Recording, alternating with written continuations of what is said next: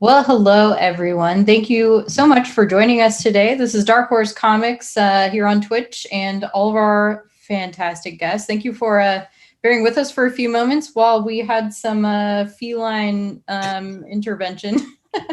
For once, it was not me and it was not Rex, actually. Hopefully, Ace will make another appearance so you can. Oh, I'm sure. Yeah. So there will probably be cats back in a moment here.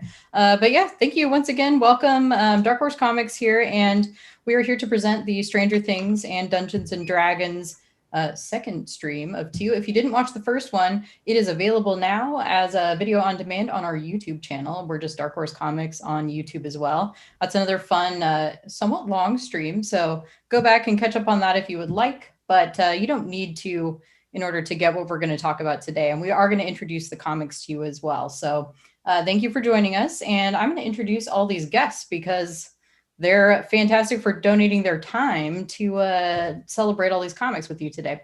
First up, I want to introduce my coworker at Dark Horse, Spencer. Hello, all. Spencer Cushing is an editor at Dark Horse, and he works on all of the Stranger Things comics. Spencer, do you want to say, like, really briefly, maybe some of the other major things you're working on right now? Yeah, sure. So yeah, Stranger Things is kind of the main priority for a lot of the stuff that I do, just because there's so much of it. But I get to do some wonderful creator-owned projects. I think several of them that are unannounced at this point, so I can't really go into those yet. But I'm also working on some stuff with, I believe, some Apex Legends folks. So another license there. And then I worked on, I used to work on ElfQuest a long time ago, which was really fun, and plenty of other stuff in the history. But yeah, Stranger Things is kind of the big main focus for much of my time these days. Stranger Things expert, Spencer Cushing. I try.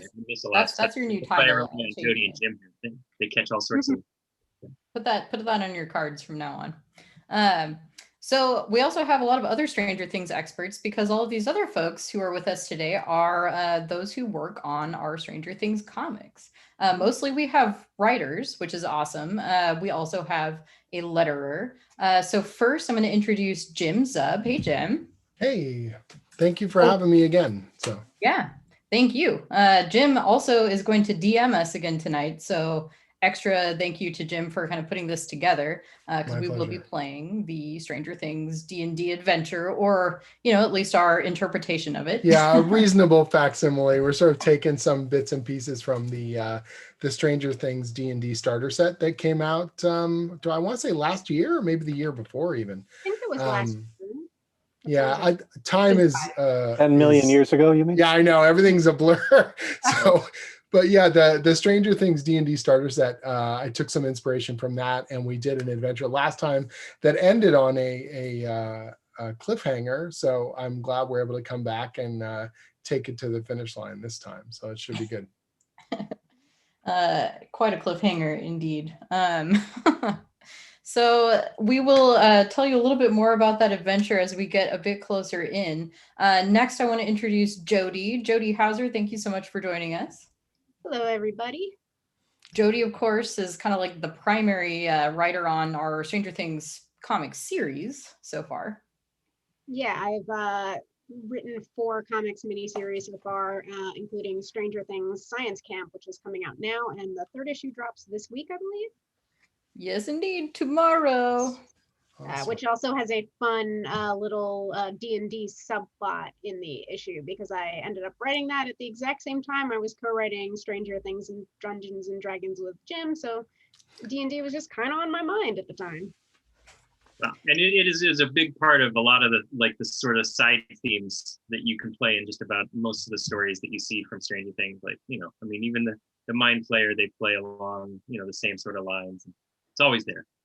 Yeah.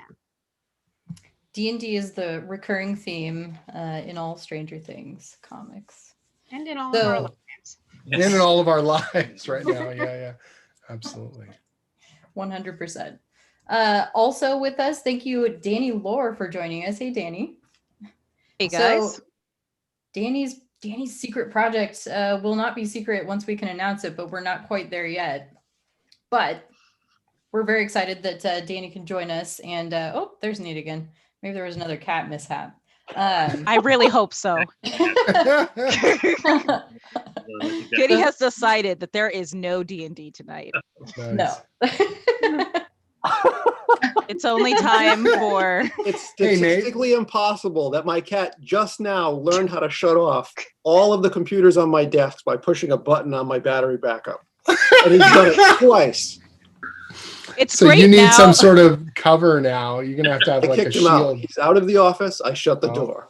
And we'll be playing D&D, and you'll be playing CNC, Cat and Cuddles, as That's right. your cat has decided. Nate, I got to tell you, it was so good because you were like leaning over and then your screen froze. And I was like, what is he doing? And then all of a sudden he just vanished again. I was like, oh man. Another cat attack. It's all good. It's all good. Well, you know what? We'd better introduce Nate really quick next, just in case.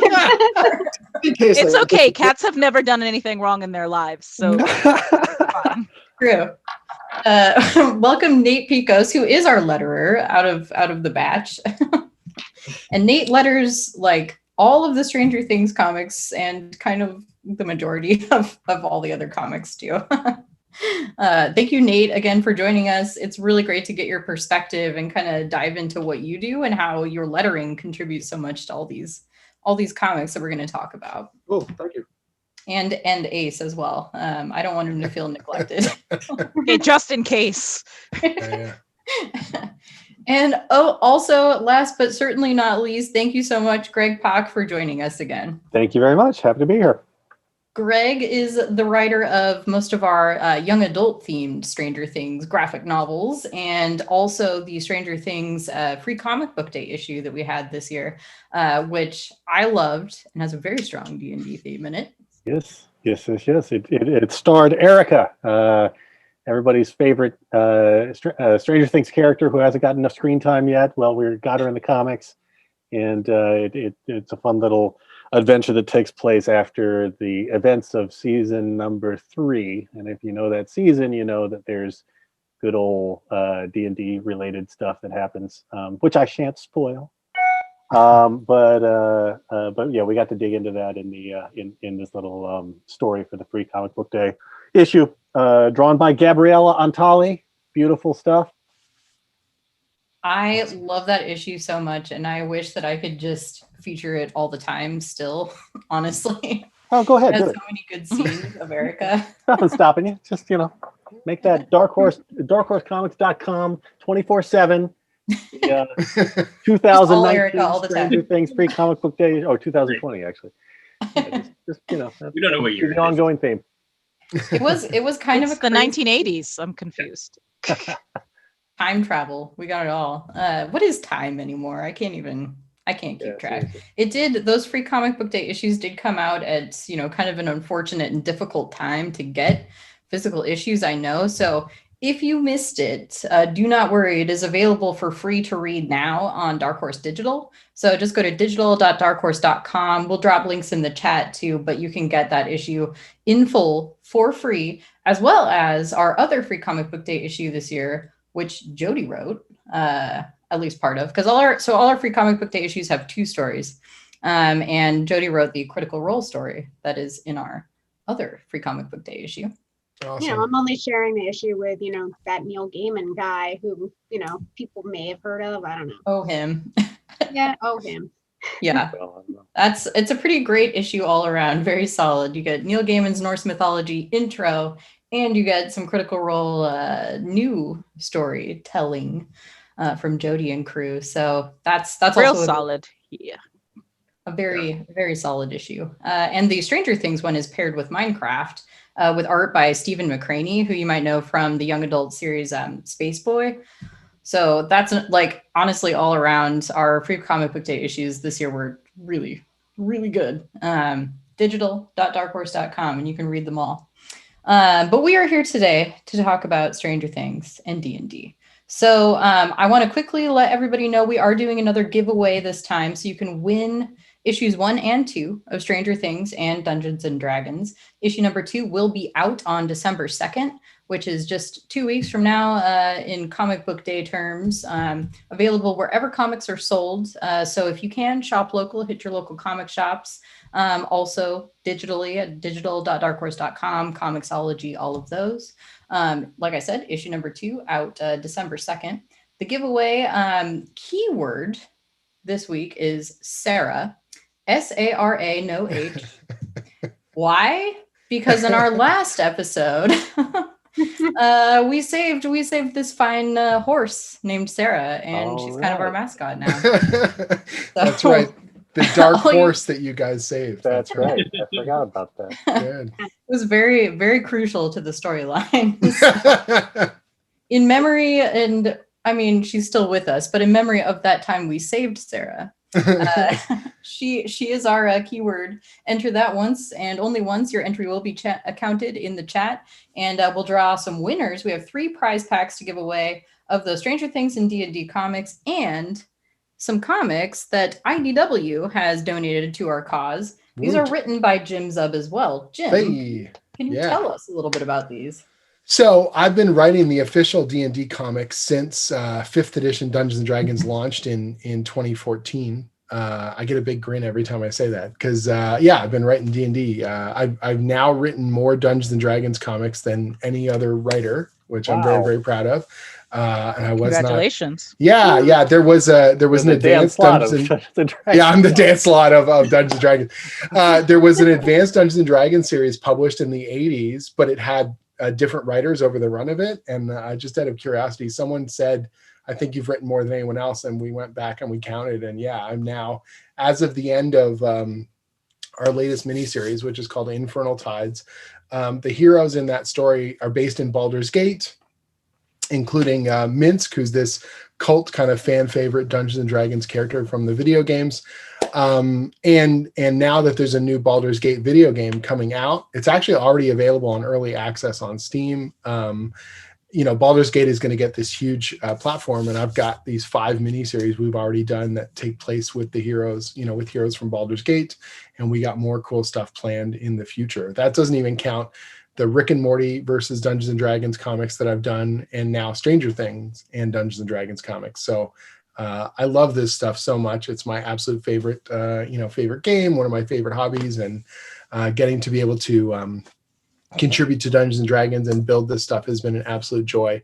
The friendships I've made through the game and through the comics have been just the best. And so if you haven't given them a read before, I highly encourage you to check them out, and I think you will enjoy them. I try and inject it with as much, they're meant to be like new reader friendly. You just dive right into the fun fantasy action. That one on you're right there, the Days of Endless Adventure, is an omnibus that is basically the first 3 miniseries all put together. And so it's just a massive honking book with 15 issues worth of material and all kinds of great back matter and design work from our crew. And it's just been a blast to work on. So much fun fantasy adventure, all sorts of troublemaking, and absolute chaos on the page. So great fun. Little Minsk and do action here for you. Yeah, it's so awesome. I've been playing through the Baldur's Gate early access stuff on Steam. It's research, and so it's been great to be able to see this stuff again. The video game is going to be back after, gosh, I can't even remember how many years it's been since the original games came out. But it is a great time to be a D&D fan on all levels. I will confess to you, you asked me once actually when we were playing role-playing games, what my first role-playing game experience was. It wasn't at the table physically with other people. It was playing Baldur's Gate. Nice. I didn't really, I grew up, reading those D&D books as a kid, and the novels. Yeah, introduced to me by my cousins, and so I knew about, I was into fantasy, I was into all of these same things, but I hadn't, D&D wasn't something that that I knew any of my friends actually played. So it wasn't until I discovered Baldur's Gate, and I'm like, I played the absolute living daylights out of those games. I loved them. They got, actually got they're me through so good. some rough I times. the very first D&D video game that was ever released was on the Commodore 64. It was this game called Pool of Radiance, and I played the heck out of that as well. Of course, we would also cheat like crazy because there was all sorts of ways to like kind of glitch the game and stuff. And unlike playing at the tabletop, you could just get away with it. So we would do that because we were young and impressionable. I know Greg. You're not going to let me glitch the game tonight? No, there will be no glitch in the game tonight. Greg and Nate, both you guys started playing with first edition, right? I mean, I think Greg's got his old school stuff. Yeah, big time. Me too. This is the original Dungeon Master's Guide. But I started playing with the edition that came out before this, the basic edition. Yes. Yeah. Because I am 52 years old. Dun dun dun. Dun dun dun. At Hollywood, actually, I'm 34. I'm always 34.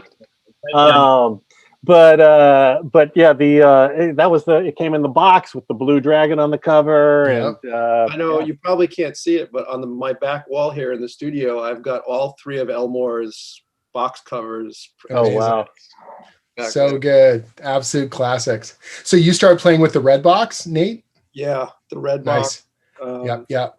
I wish I still had them, but I unfortunately don't. But That's been part of my thing over the last few years has been reacquiring and then expanding the collection past its original scope. I don't know. So how about for the rest of you? Danny, I think you said you started playing more recently. I had always been into RPG books and like collecting them. And I had played Magic the Gathering for like years beforehand.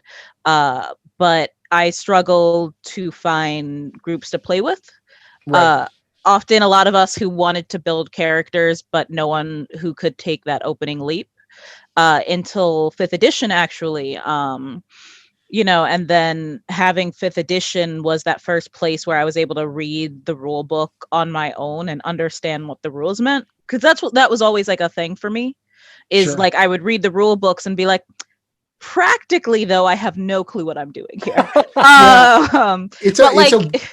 It is such a weird thing. Like you can read it in the book and it's such an abstraction, the concept of how we're going to narratively go through it. And the older books in particular, the rules are pretty like they're laid out all over the book. They're kind of spread out. I've been going back through them because we've been doing a lot of the old school stuff for the Dungeons and Dragons and Stranger Things, comic series, and rereading those books and realizing how obtuse they were because I've just internalized so much of it. And being like, oh man, yeah, even with an index, some of this is kind of hard to find. It's kind of insane. I mean, to be fair, the first quote classic fantasy book that I ever owned was not D&D. It was even worse for obtuseness. It was something that rhymed with har whammer.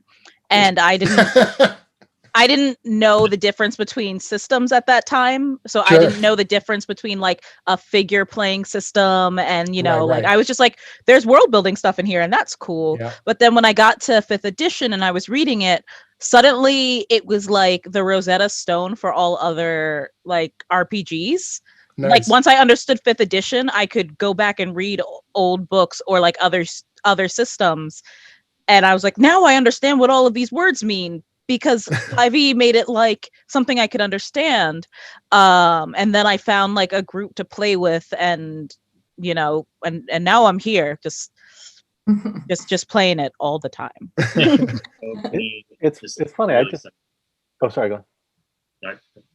Oh, I was gonna say it's funny. I was just remembering that actually the first time I played D&D was it was like I grew up in Dallas, Texas, and this was when all this stuff was, starting. And there was some like local community college that had like some kind of after school thing, and my mom drove me and some friends out there. Oh my and gosh. we just learned how to play D&D from some dude. You know what I mean? and I remember there was some event. I guess it must have been the equivalent of a D&D convention at the time, and we just went and played D&D, and that's how we learned. But then I remember also there were there was these folks walking around in the chainmail armor they made and talking about how they made it. And talking about their friends who went to New York City in their armor and got mugged, but didn't get mugged because they drew their swords. I mean, they're just like, this is, this is us at like 10 or 11 or however the heck old we were. I learned to play amazing. D&D by, I cut school, and I would take my D&D books with me to school. And then what I would do is walk down the street from my school to the local library and sit in the library all day and read my D&D books. And clearly Nice. the librarians knew this kid should be in school. Yeah, that's Right. the But he's dirtiest way to reading. cut school I've ever heard of my whole life. know, Yeah, You they know, never bothered me because they probably thought, oh, the kid's over here reading. He's not bothering anybody. He's not causing any harm. Yeah. How about you, Spencer? You also have another, we were talking about your new hobby before the stream starts as well. Yeah. How did you start playing? When I started playing was Advanced Dungeons and Dragons. So like 92. So it's I like think. second edition. Like, and I'm sure it was out for a little while before that, obviously, but I had purchased the little classic. It was like a reprint of the classic red box. So it was just like a single adventure and some fun stuff. And then that's what was out at the local hobby shop, were the Advanced Dungeons and Dragons books. And that's how I got started with just a group of friends, and convinced them all to let me tell a story with them. And it was great. Nice. Yeah. And then you've been doing other stuff now too. Yeah. So the new hobby is making handmade resin dice. Oh my gosh. So, there's over the last couple of years, I think it's a hobby that's taken off for a lot of people. There's, been people doing resin jewelry and other sort of hobby craft stuff for a long time. But I think just recently it's gained a ton of popularity. There was a Dispel Dice that did a huge Kickstarter about a year and a half ago. Yeah.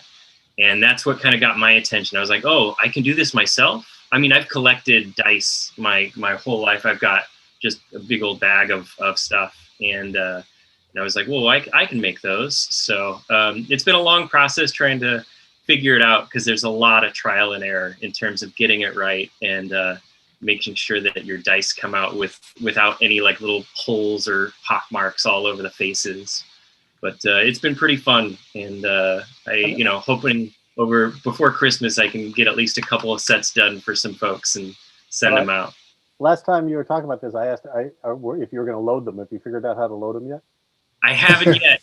But another buddy of mine asked, was like, "Can I have a D20 that's loaded?" And I was like, "I'm sure it's not too hard. You just got to weight it differently on the back end." So I feel like it'd be difficult to not load them so much as load them intentionally. Right. Right. You do like those high variance dice where only a few numbers are printed on the sides. Yeah. I made back the Kickstarter for that. Spencer, while we've got the focus on you, can you give us kind of a rundown of, I mean, Stranger Things and D&D's are highlights right now, so maybe start with that, but like a brief overview of the Stranger Things comics program as a whole, since you're the expert. Yeah, absolutely.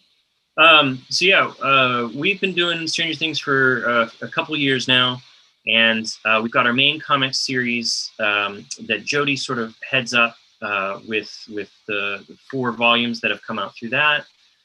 We also have the young adult sort of program of several volumes there, where the story goes a little bit younger with Greg Pak, who's writing those. And some fun surprises and announcements coming soon for that. And then obviously this Stranger Things Dungeons and Dragons team up that kind of popped up over the last year.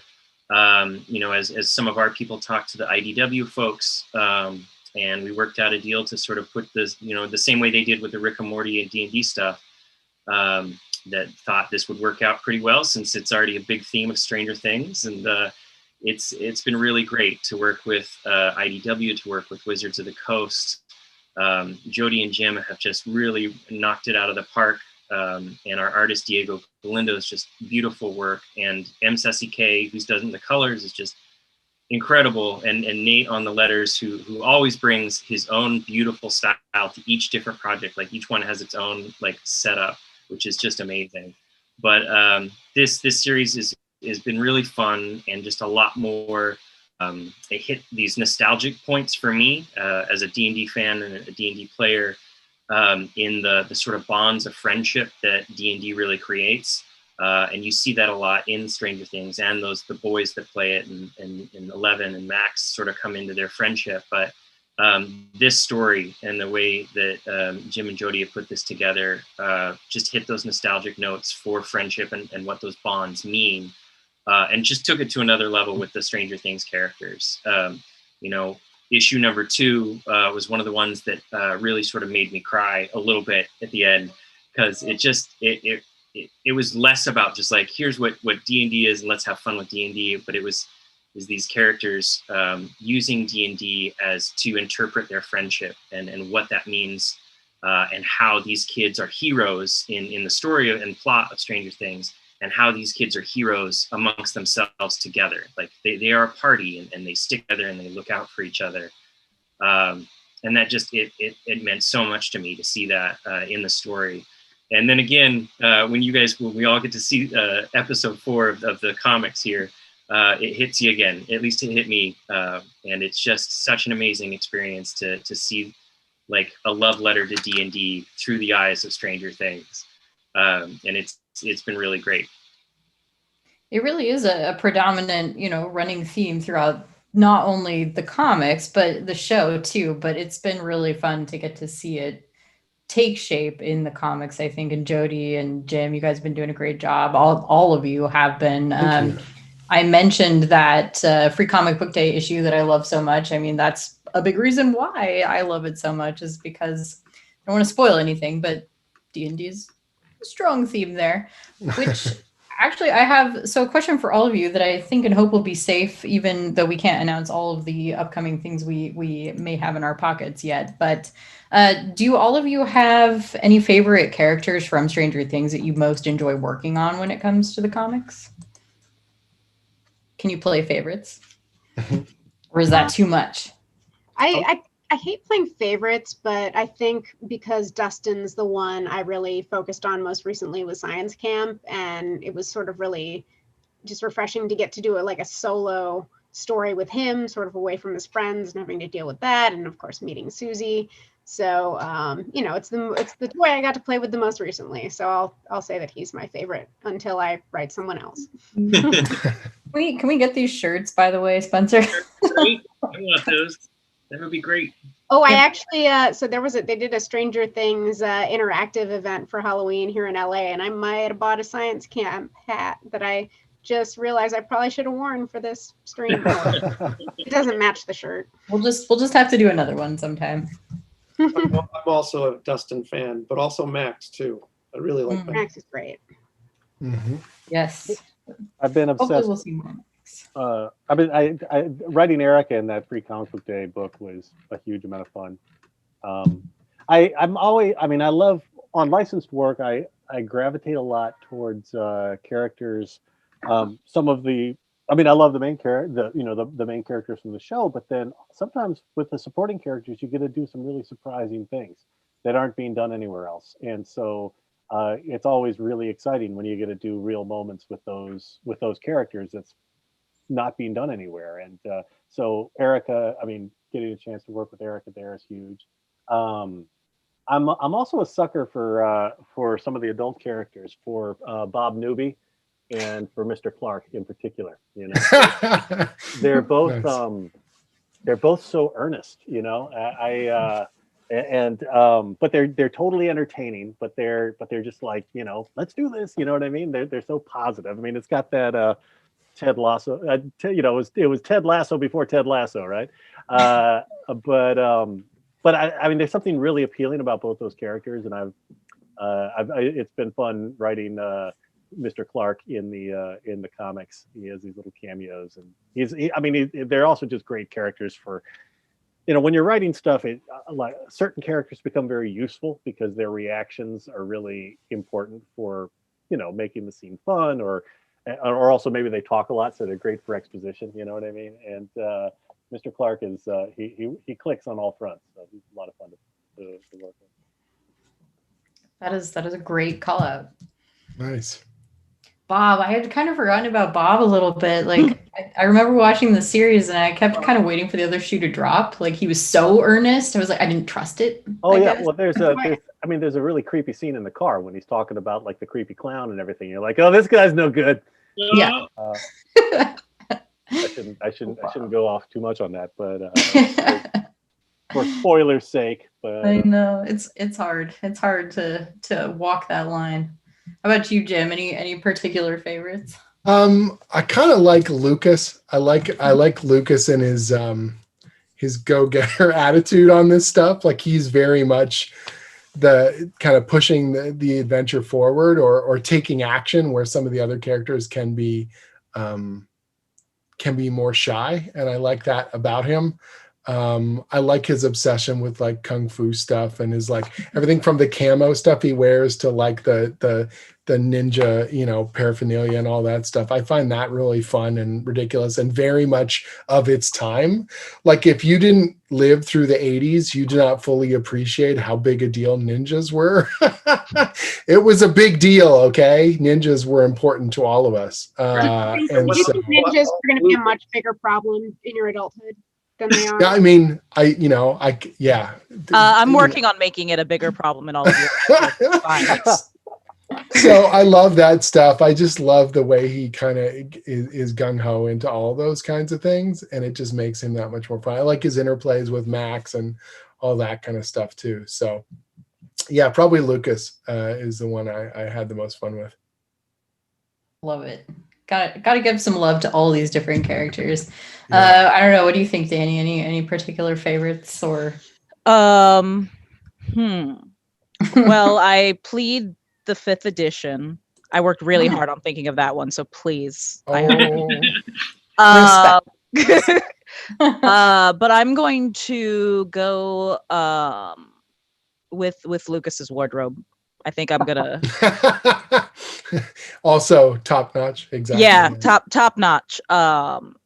And also with Greg's, I've always had a weak spot for like side characters. I think like supplementary characters, especially in something like Stranger Things, where it's such an ensemble cast and it's so clear that everyone has their inner life going as this event. Like the adventure works because all of like the other teens and the adults have these other lives, so they don't necessarily see what's going on.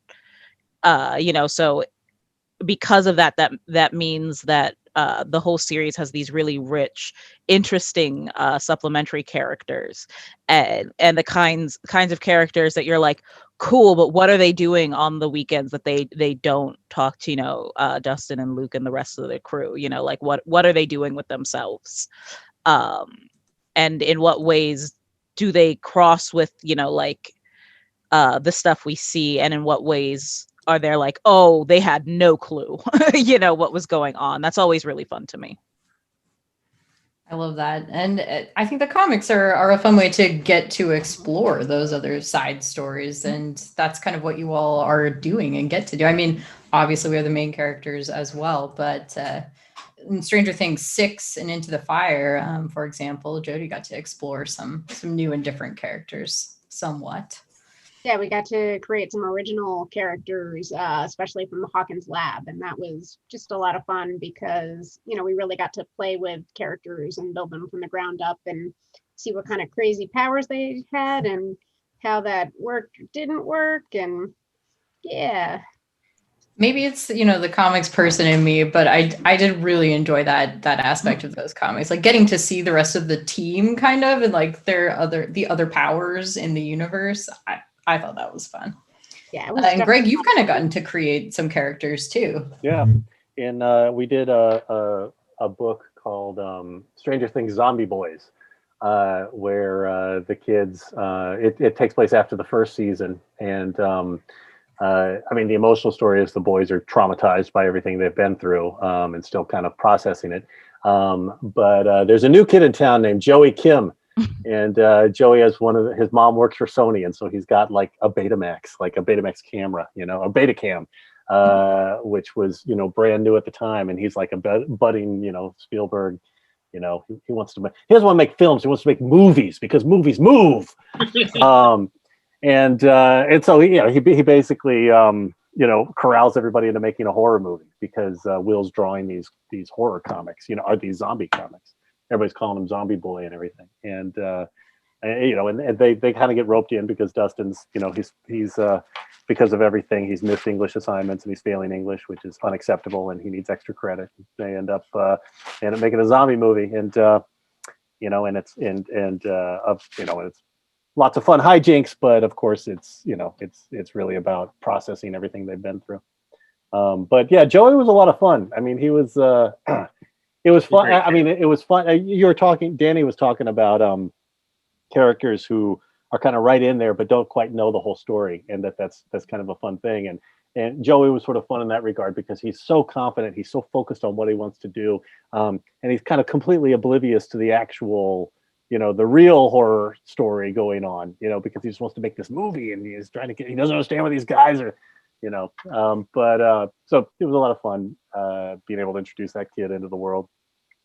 You kind of got to explore some side characters in The Bully too. Yeah, that's the classic example of taking some characters who are just secondary characters and putting them front and center, and that's the story of Troy and I spaced on Troy. James. What's the other bullies? What's that? Troy and James, exactly. Yeah, the two bullies from the first season, and kind of seeing the story from their point of view, in particular Troy's point of view. I mean, it is hard to come up with stories that will, for licensed properties that are ongoing, that are actually happening, particularly those that involve mysteries, that have not yet been revealed to the public.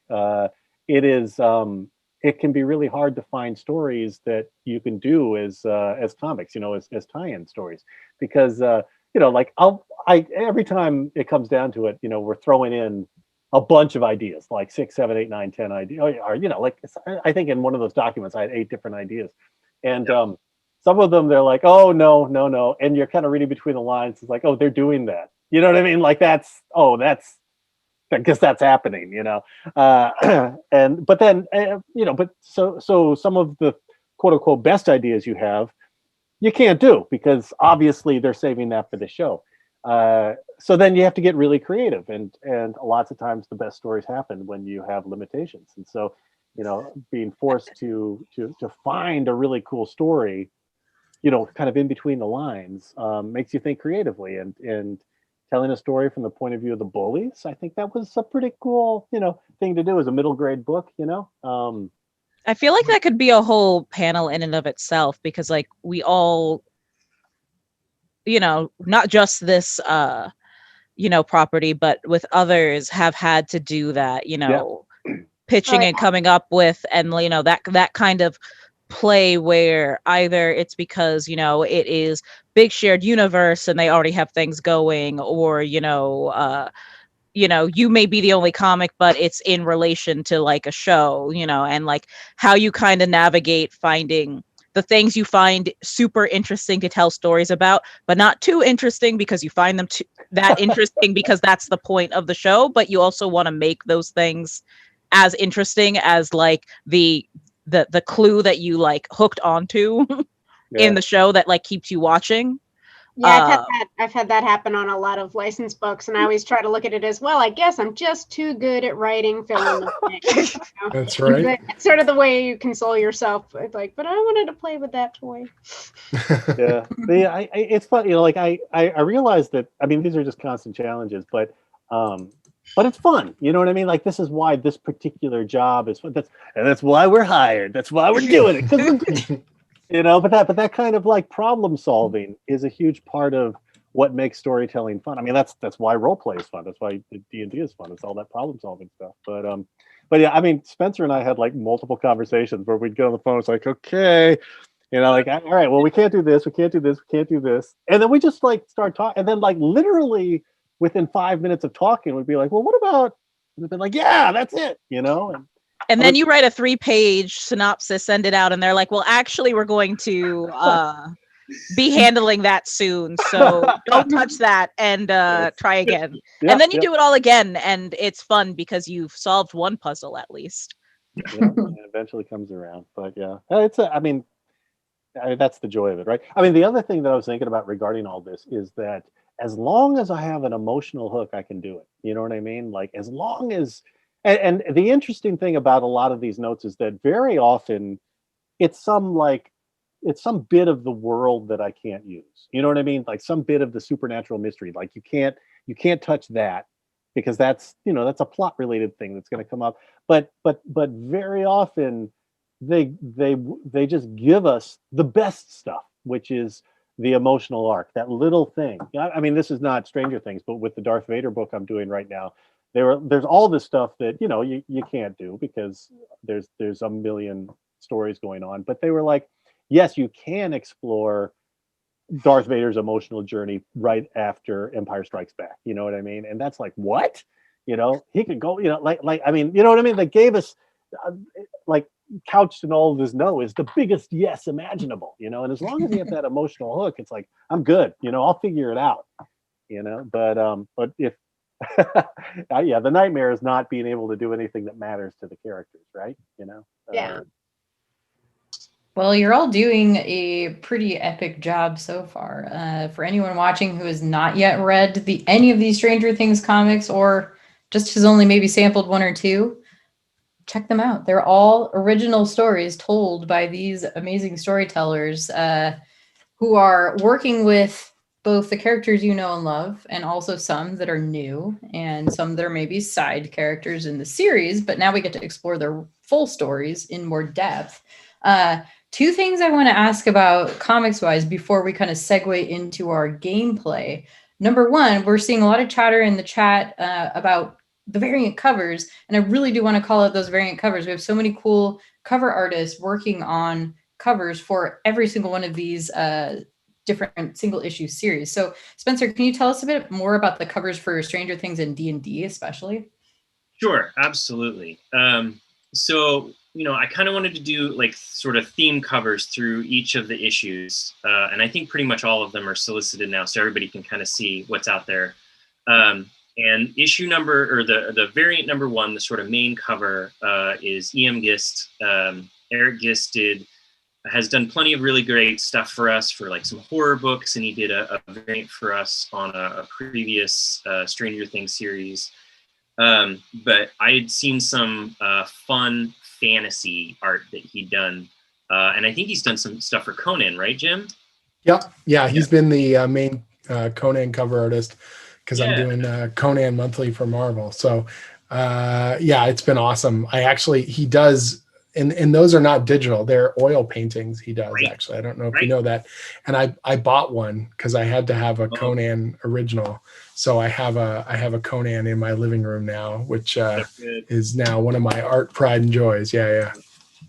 But Eric did those amazing covers for the main covers that are all just these classic D&D monsters, and are the fantasy versions of the boys sort of face off with them through each of the main covers. And then I'd seen some work by Anna Dittman. She'd been sent around sort of the editorial crew and had sort of sent us some stuff.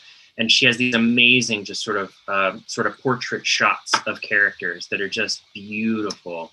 And I thought it would be really great to feature the characters themselves, sort of the actors as their characters, alongside the fantasy version of their characters, so that in the story it's very clear, like, okay, who's who in the story.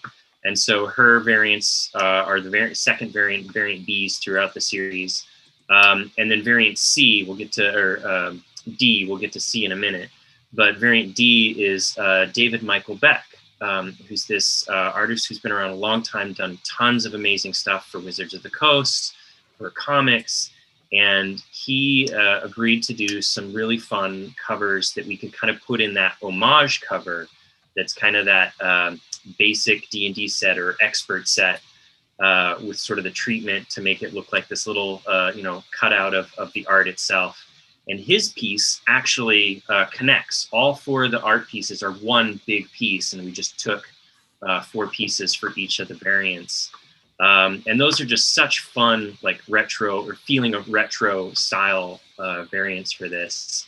And then we've got some amazing artists to line up for, you know, the rest of the variant Cs throughout the series. Diego Galindo did the first one for us, which is just amazing colors and just like perfect likeness of the boys. And then Max Dunbar, Sebastian Chang did our variant for issue number 2. Tony Infante did the variant for number 3. And then Jess Taylor did this beautiful, beautiful stylized cover for variant C of issue number 4.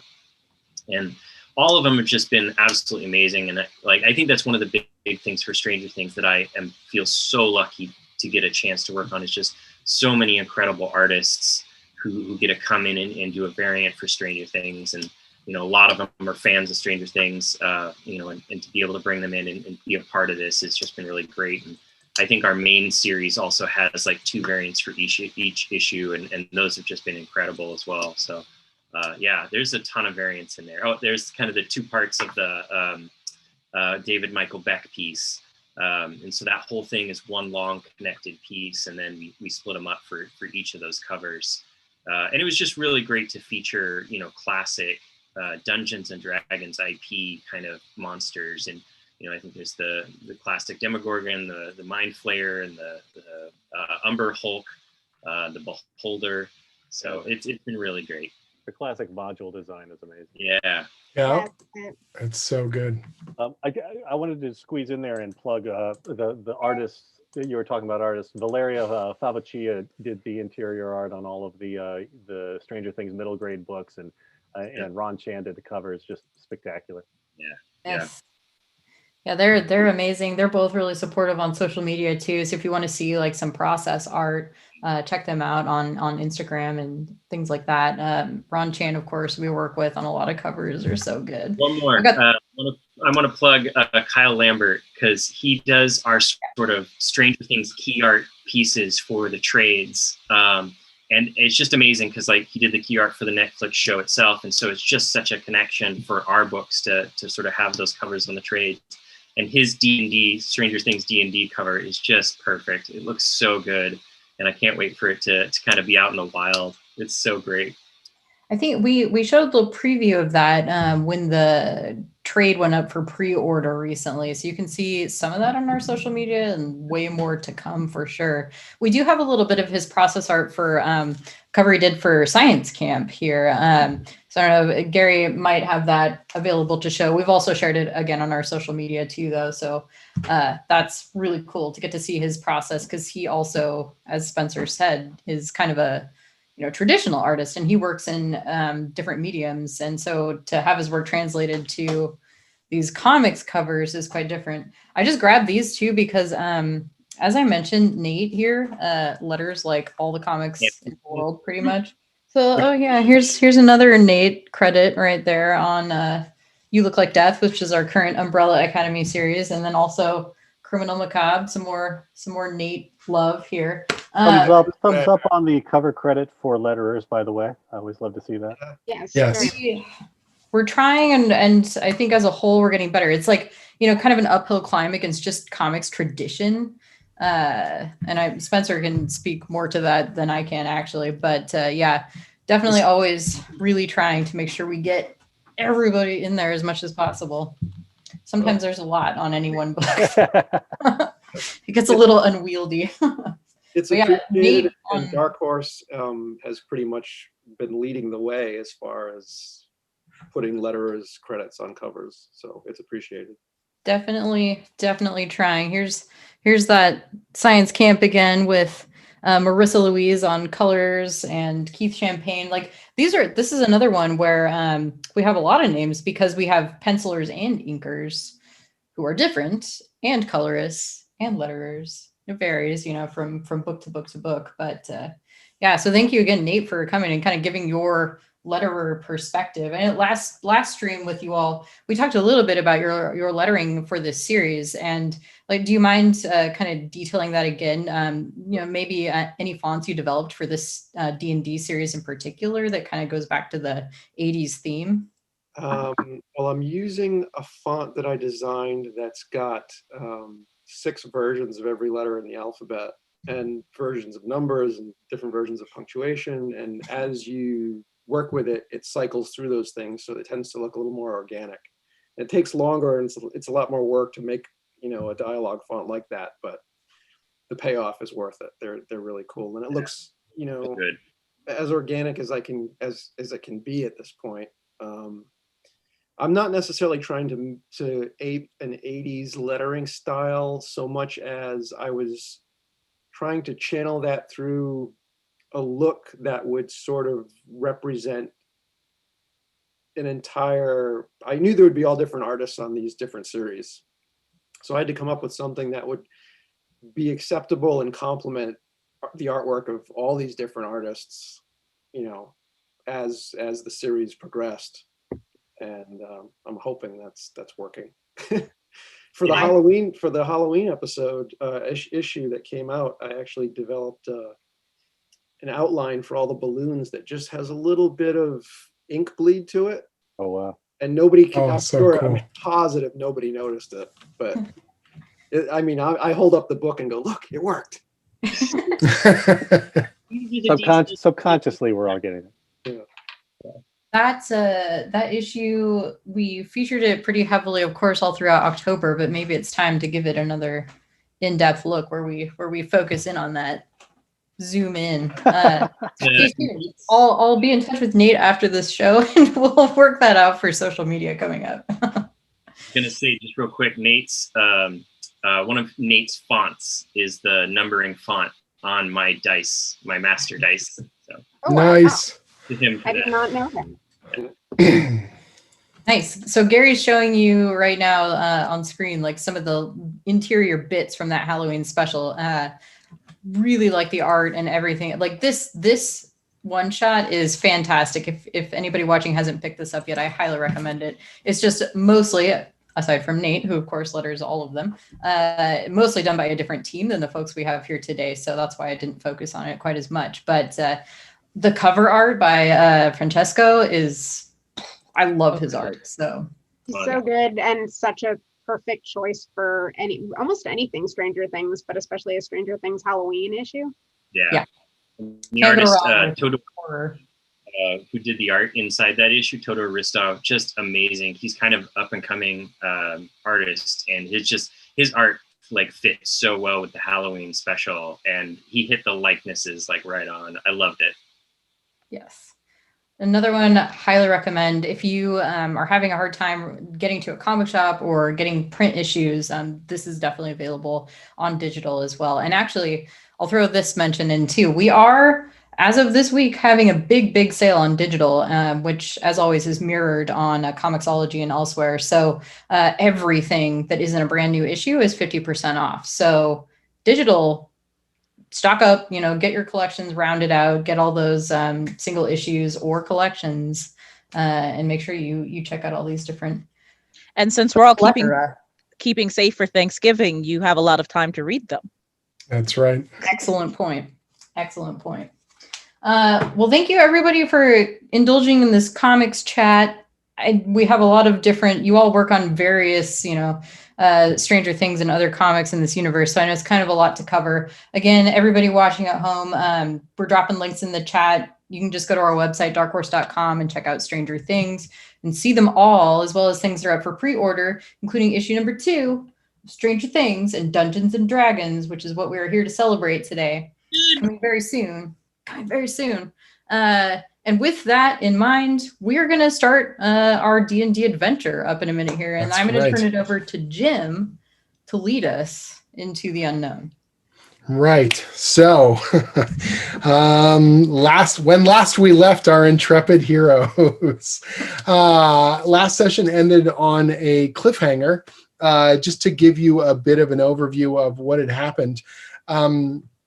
As I mentioned at the top of the show, there's an official Dungeons & Dragons Stranger Things starter set, and I've taken sort of bits and pieces from that adventure and kind of melded it together. Most of the players here are playing actually the characters that are pre-generated in that box set as well. Those characters don't have names, but they've given them names and personalities, and we went off on an adventure, caused a little bit of chaos, saved a horse, slew some troglodytes, and got themselves in some deep danger with the Stranger Things style Demogorgon. And then at the climax of that battle, one of the characters, Darius, wielding this magical sword, struck at the Demogorgon. Everything went dark. And when they opened their eyes, when the darkness receded, these characters found themselves in a strange, pale, like sort of desaturated world, mirroring our own. It's essentially the upside down, little motes of strange things floating in the air, and this cold chill washed across their bodies.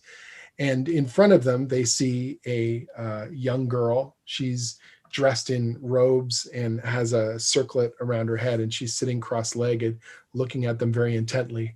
Looks a lot like 11. And she basically says to them, well, this is quite unexpected.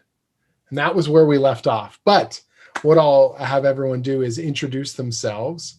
Spencer is along for the ride this time as well, but we're going to hold his character in check for a little bit, as he is not part of our crew just yet, but will be quite soon. So moving, I'm just looking at the board here. Let's move kind of clockwise around the crew. So Jody, introduce your character to us. I'm playing Tyria Brickbrew. She is a hill dwarf bard. She grew up in taverns run by her extended family, and because she had a pretty nice singing voice, she was sort of forced to be the entertainment, and she didn't exactly like that, so she went off to seek adventure and not be the center of attention. She's a bard, but she's kind of shy. Nice. All right. And then moving down the circle there, Danny. I am playing Darius Gray, a human paladin. I have completely blanked on the backstory I gave myself last time, so I'm gonna be real and basically go orphan taken in by clerics. Sounds good. Because that sounds general enough. And definitely a background I would use anyway. And during the last session, he was gifted a mysterious sword. It was. Do you remember the name of it? Or something? Yeah, I remember Winter's Dark Bite. Yes. I was like, there's dark and winter in it, and it glowed near the magic stuff, and right. Took a chunk out of the Demogorgon. As the Demogorgon took a chunk out of me because I never updated my hit points, and I'm at 12 out of 28. So, and I'm pretty sure that was one hit. But yeah, got nice. The sword and a javelin. Awesome. All right. And then moving across. Oh, our configuration has adjusted here a little bit from what it was before. I was using that for my organization. That's fine. Nate, introduce yourselves. I'm playing Barrow, who's a wood elven cleric. The interesting thing about Barrow is that he was orphaned as an infant and was taken into a human temple. So his deity is a human deity, even though he's a wood elven cleric. Nice. Wood elf. Good stuff. And then Kara? I am playing Quiz, a half-elven wizard. That's right. Also, however, was orphaned and raised in this temple, so she thought she was trying to be a cleric for a long time, and then whoop! Turns out that's the wrong kind of magic. So Quiz is a bit older. She's kind of a reckless, explosive type of wizard, and she has a bit of an old lady voice, which I'm going to tell you right now is inspired entirely by me playing Fallout New Vegas again recently. And there's an in it who is insane, but sometimes his conspiracy theories are right, and I totally based it off that. So nice. Greg? Yeah, I completely had forgotten, but I looked up the email I sent you on 10/9 with the backstory. And my character's name was Arbo Shang. I'm a half-orc ranger. And he is young and impetuous and troublemaking. Exactly. Says tall and wiry, hates parties, loves dogs. Young enough that he's pretty sure he's got everything figured out. Kind of vain about his nice long hair. That's how you know it's not really me. Comes from a wealthy family of city merchants. He's the odd duck who ran off to the woods. Sometimes really leans into the role of the mysterious ranger with lots of secrets, although he's really not that mysterious at all. He's just kind of a shy kid who likes peace and quiet and animals. Although, as I recall, I was also sort of a jerk who kind of guilted Nate's character into healing a horse for no reason. It's true. You did get us death insurance, though. I did. That's right. Oh, That's right. I did get us death. There was all sorts of good little moments there. So we are in the, you'll find this quite amusing. You guys were traveling through the kingdom of Hawkins and investigated a creature called the Thessal Hydra that had been causing trouble in the village of Spencer. You missed that, Spencer, while you were gone. And they saved a horse. I did like a Brooklyn accent for like a villager. It was real great. It was really deep and meaningful. I gotta tell you.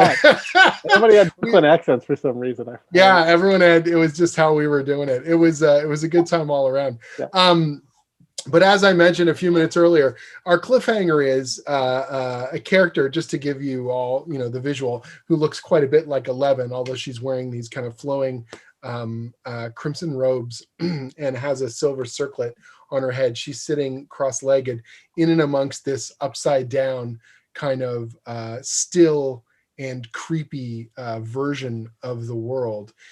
In the midst of this kind of strange garden. So there's all kinds of these mossy ferns, but everything is discolored and covered in these, like dust. And there's that, all the air feels thick and distant. And every breath you take in has this strange quality that feels cold, like this cold that's an inner chill. You can't quite get rid of it. She's sitting and staring at all of you. And that's when she said, well, this is quite unexpected.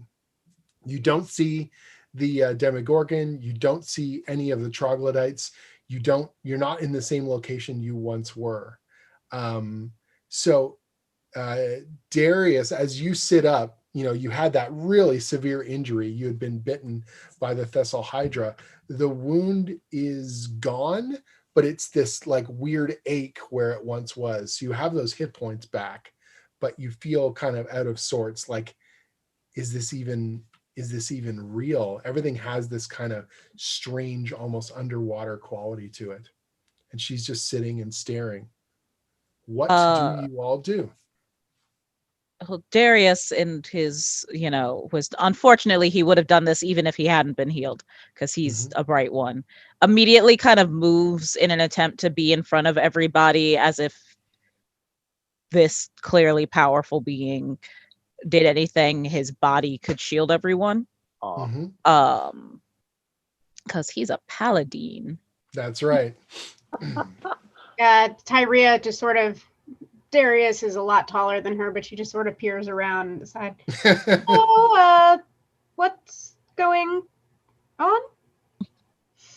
So do you, Darius, do you have the sword out? Yeah, like it's full, like sure, armed and ready, and like in a ready to run and scream and slash position if necessary.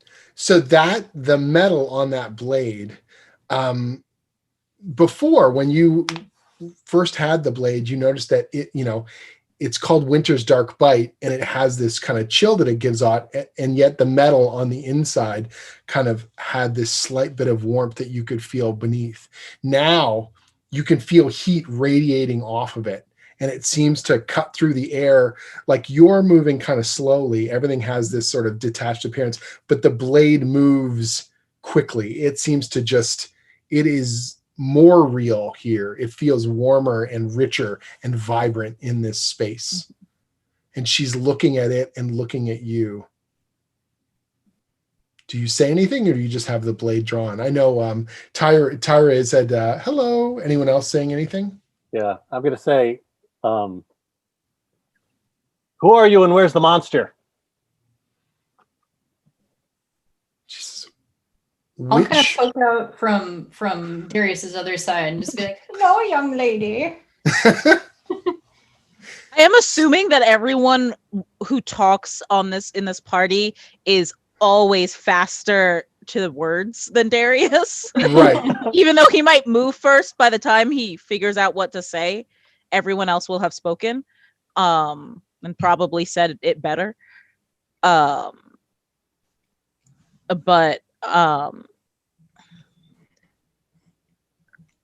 She just sort of looks at you all and she says, whatever monster you were facing isn't here. It's not here. Where is And here? then she just sort of looks around and she goes,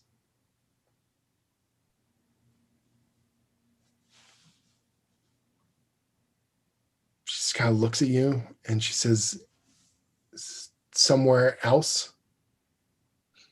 Darius does go, that is not reassuring.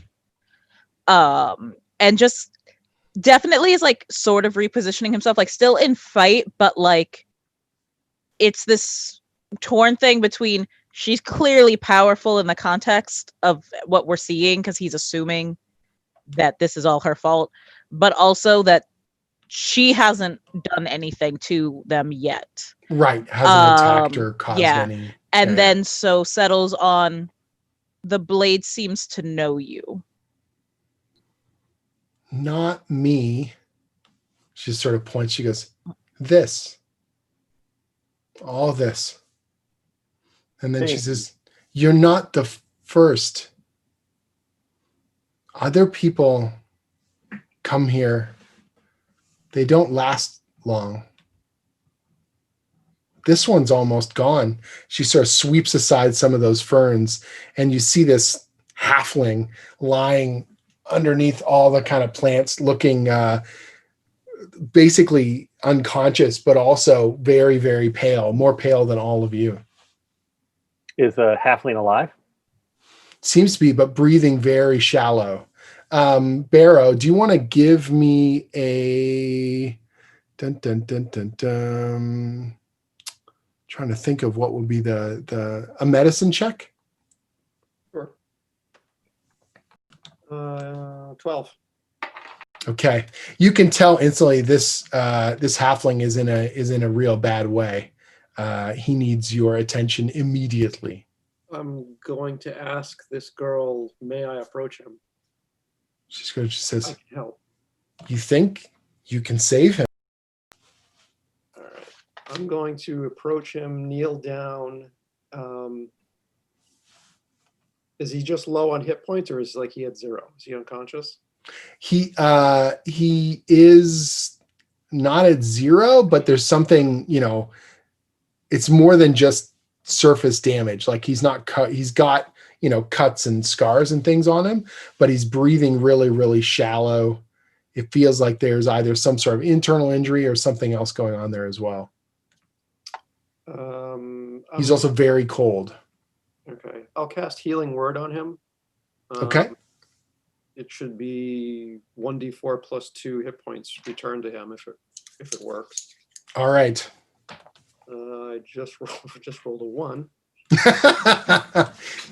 Perfect. 2 points. 2 hit points? 3 total. 3 total hit points. Okay. So you put your hand upon him and he sort of shudders a little bit, but he hasn't woken up yet. She's fascinated. She's looking closer and closer at your hand, and she watches as the spell, sort of ignites, and she says, what is that? I'll say it's the power of my deity. It's deity? How do we explain deities? Omnipotent, omniscient creatures that watch over and protect us and influence the world around us. She sort of nods. She goes, do it again. Let's see, I can do Cure Wounds. I also haven't used my lay on hands pool at all, so I have. Are you going to step forward as well? I imagine that Darius moves in such a way. He is trying to stretch Armstrong like the paladining. Okay. Like he's like kind of in between protecting the main chunk of the party and Sure. wanting to go near Nate because he is, or Barrow because he is closer to the Sure. mysterious lady Yeah. or girl. But if you want to do cure wounds first, and then if it seems like we need more, Okay. he would do it. I don't want to say that I'm not going to use up all the healing abilities that I have, so I might as well just do it. Okay. So you're going to use cure wounds? Yep. All right. So as you start the spell, roll for it. Mhm. Feel free to roll it. 7 points total. Just as you start to cast the spell, she places both her hands down upon yours, and you feel this surge, this incredible, powerful, energetic surge, and the spell just ignites in a way that you've never seen before. The halfling, almost like using the what do you call it? The pads, like when that bring someone out of a heart attack, like shocks him up. His whole body convulses and his eyes open, and he takes this deep, deep breath, and suddenly color returns to his face and he sits up. Spencer? Why is it so cold? Tell us who you are and what you look like. Sure. So I am Embarga Rockhaft, the halfling barbarian, and I, come from a pretty rough and tumble land of strong heart halflings or stout halflings, and most halflings are pretty cultured, but this tribe of halflings went out to try and do some fur trading and collect furs in a pretty crazy area. And Embarga kind of grew up pretty rough and tumble and has a rage problem. Oh, good. So he has a good humor and a good heart about it, and is a pretty good cheerleader for most of his village, and protected some young halflings from an owl bear, chased it off. But as a reward, the elders of the tribe decided to send him off into the world with his rage problem in hopes that it might calm him down. Is Embarga also contractually obligated not to reveal certain information until a certain date has been achieved? Yeah. So Embarga ended up going on a hunting expedition to sort of find himself, and was ambushed by a creature in the middle of the night, fought extremely hard and lost, and finds himself here, not knowing where he is or what any of this sort of situation is. So what do you say, Spencer, as you've come to life? You see this party before you. She's just this young girl is just sort of smiling, and Barrow looks pretty wide-eyed and surprised at the effect his magic has had. Whoa, that hurt. Oh, man. You guys do not look like the thing that attacked me in the night. What thing attacked you in the night? Big creature. Face like this that kind of folds out. Absolutely. All right. Terrible. I'm gonna kind of move back. I'm kind of stunned. I don't know what happened. My spells don't usually do that. I'm just gonna move back a ways and kind of be surprised. But at least we know that spells do work here. Right.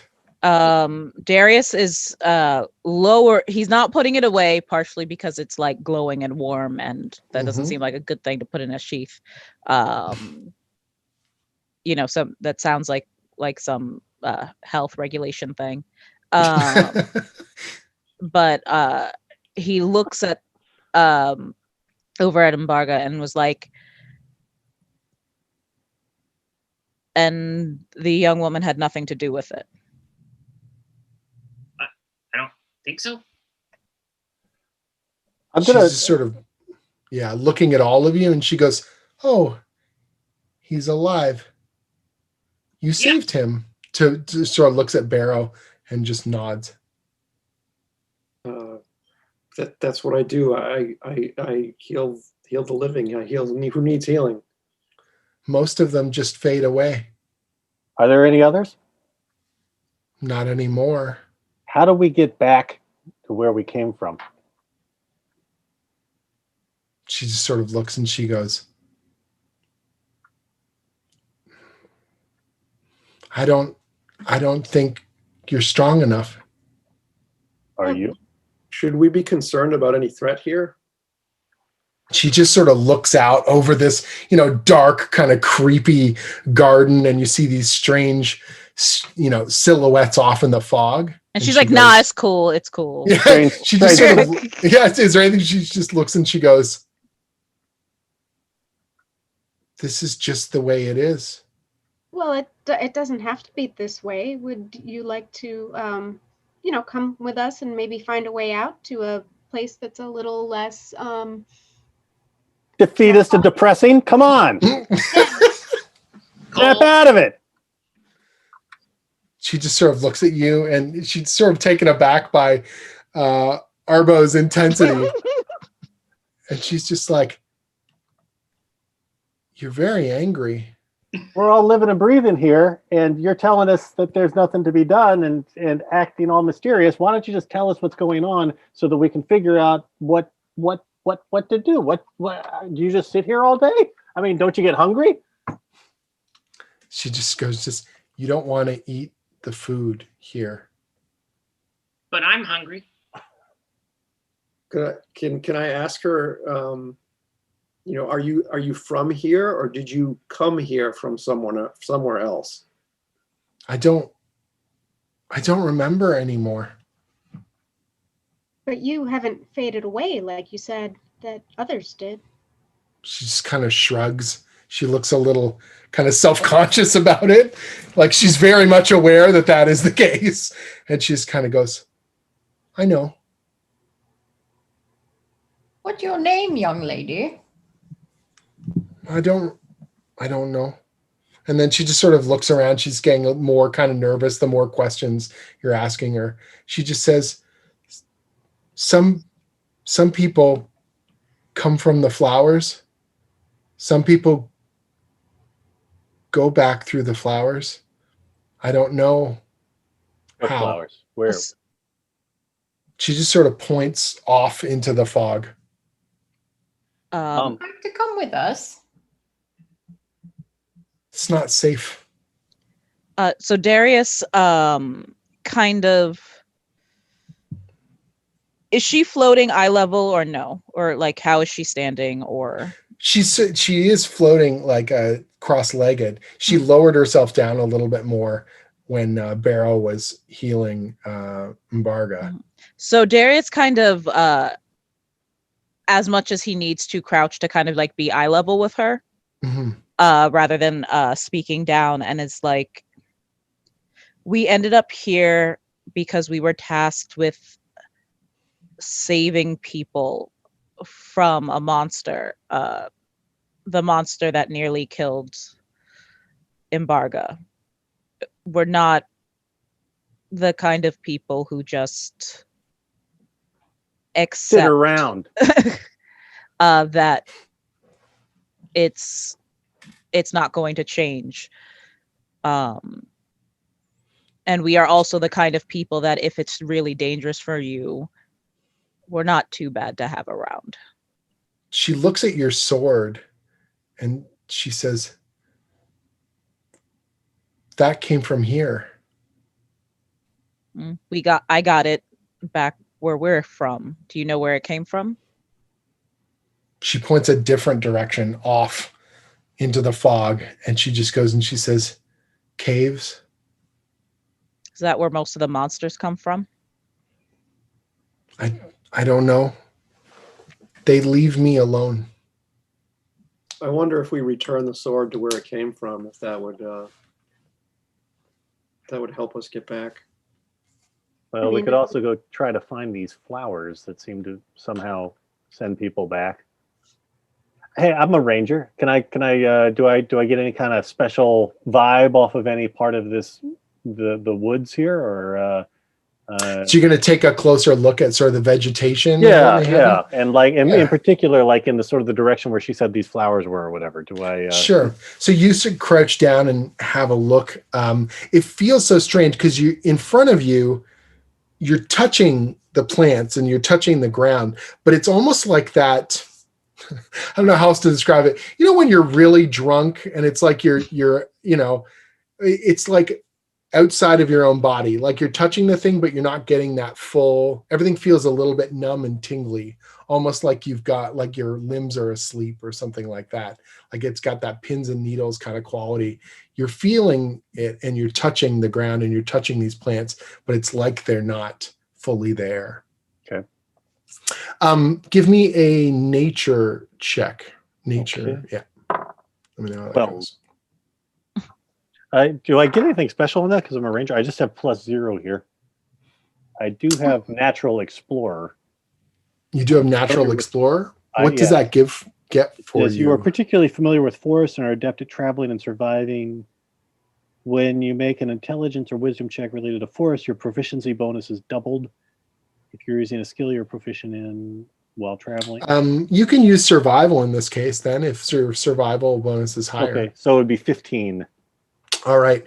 So 15. So you don't, recognize the specific kind of plant life that's in front of you, but the lack of light and the lack of, even moisture in the air just feels so strange, and it feels so out of sync with what you would expect to see in nature. There shouldn't be any plant life here at all. It should all be rotted away. And yet there are these vines, there are these roots on the ground, there are these, ferns and kind of brush on the floor here.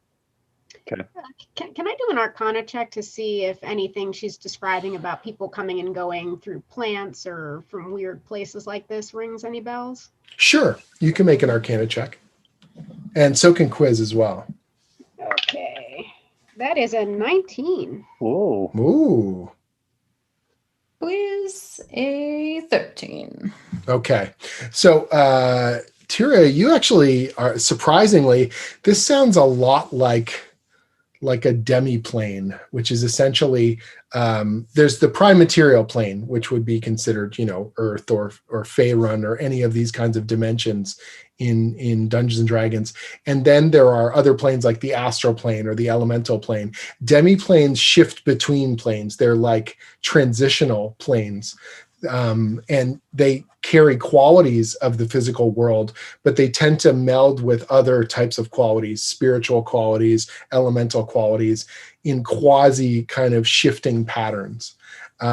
They have rules, but each of them can be quite different and dangerous because they don't conform to the kind of physical reality we expect.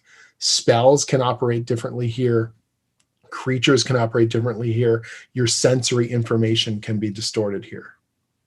Tyria says all that, but very quickly. And to wrap up, I'll stop looking at her. So, do you have any idea how we get back from here? Oh, no, it's just an idea of where we are. I guess we would maybe have to know exactly how this demi-plane was connected to our plane, and if there's like a point where that happens, or maybe it's the flowers, She said flowers. Let's check out the flowers. And Darius very awkwardly goes, is getting out what we want to do. He's like very awkward, like, I know what their answer's gonna be, but I gotta ask anyway. Well, the monster, as far as I can tell, the monster sent us here, but the monster isn't here. So we need to get back to protect the people who are threatened by the monster. Am I right? Unless we want to possibly stop the threat here. Darius is kind of looking awkwardly down at the sword and is just like, well, I would be other adventurers keep coming here and dying, right? Right. So let's ask the girl, where's the monster? If is the monster here? Because the monster vanished. It was in our world for a while, and yet you're saying that people here are getting attacked. So Can you point us to the monster? I'd be happy to. Yeah, I mean, I'm with you, Darius. I'd be happy to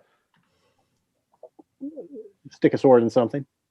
He leans into you and reminds you, I don't think she's gonna have gold though.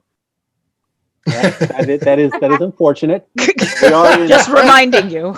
I don't want you to remember halfway through. We are in some weird magic realm. Maybe there's some weird magic stuff that's going to be worth something in the other side. I'm pocketing some of these weird fungal type plants. He's just pulling mushrooms and stuffing it in his pouch. They're collectors, all over the place. Oddities. It's worth something to somebody. I say to the girl, some Xanathar people. Yeah. He's got a bunch of moss, and then he's grabbing mushrooms, and then he just pulls out a thigh bone, and he's like, "Ooh," and then just kind of keeps going. So does she answer? Does she tell us where the monster is? She just looks around and she says, it's in the garden. It comes from the garden. Is that where the flowers are, or is that where the sword came from? She just says, the metal is the same in the cave.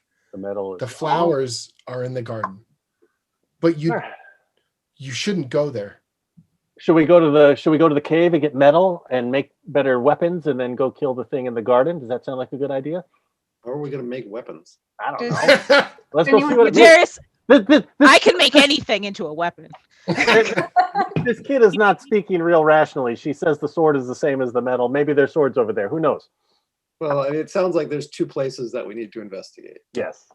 So while all of this is happening, Quiz is just going to sit down, cross-legged in the middle of everything, and start casting Detect Magic as a ritual, and that's going to take like 10 minutes. Just chanting under her breath. Okay.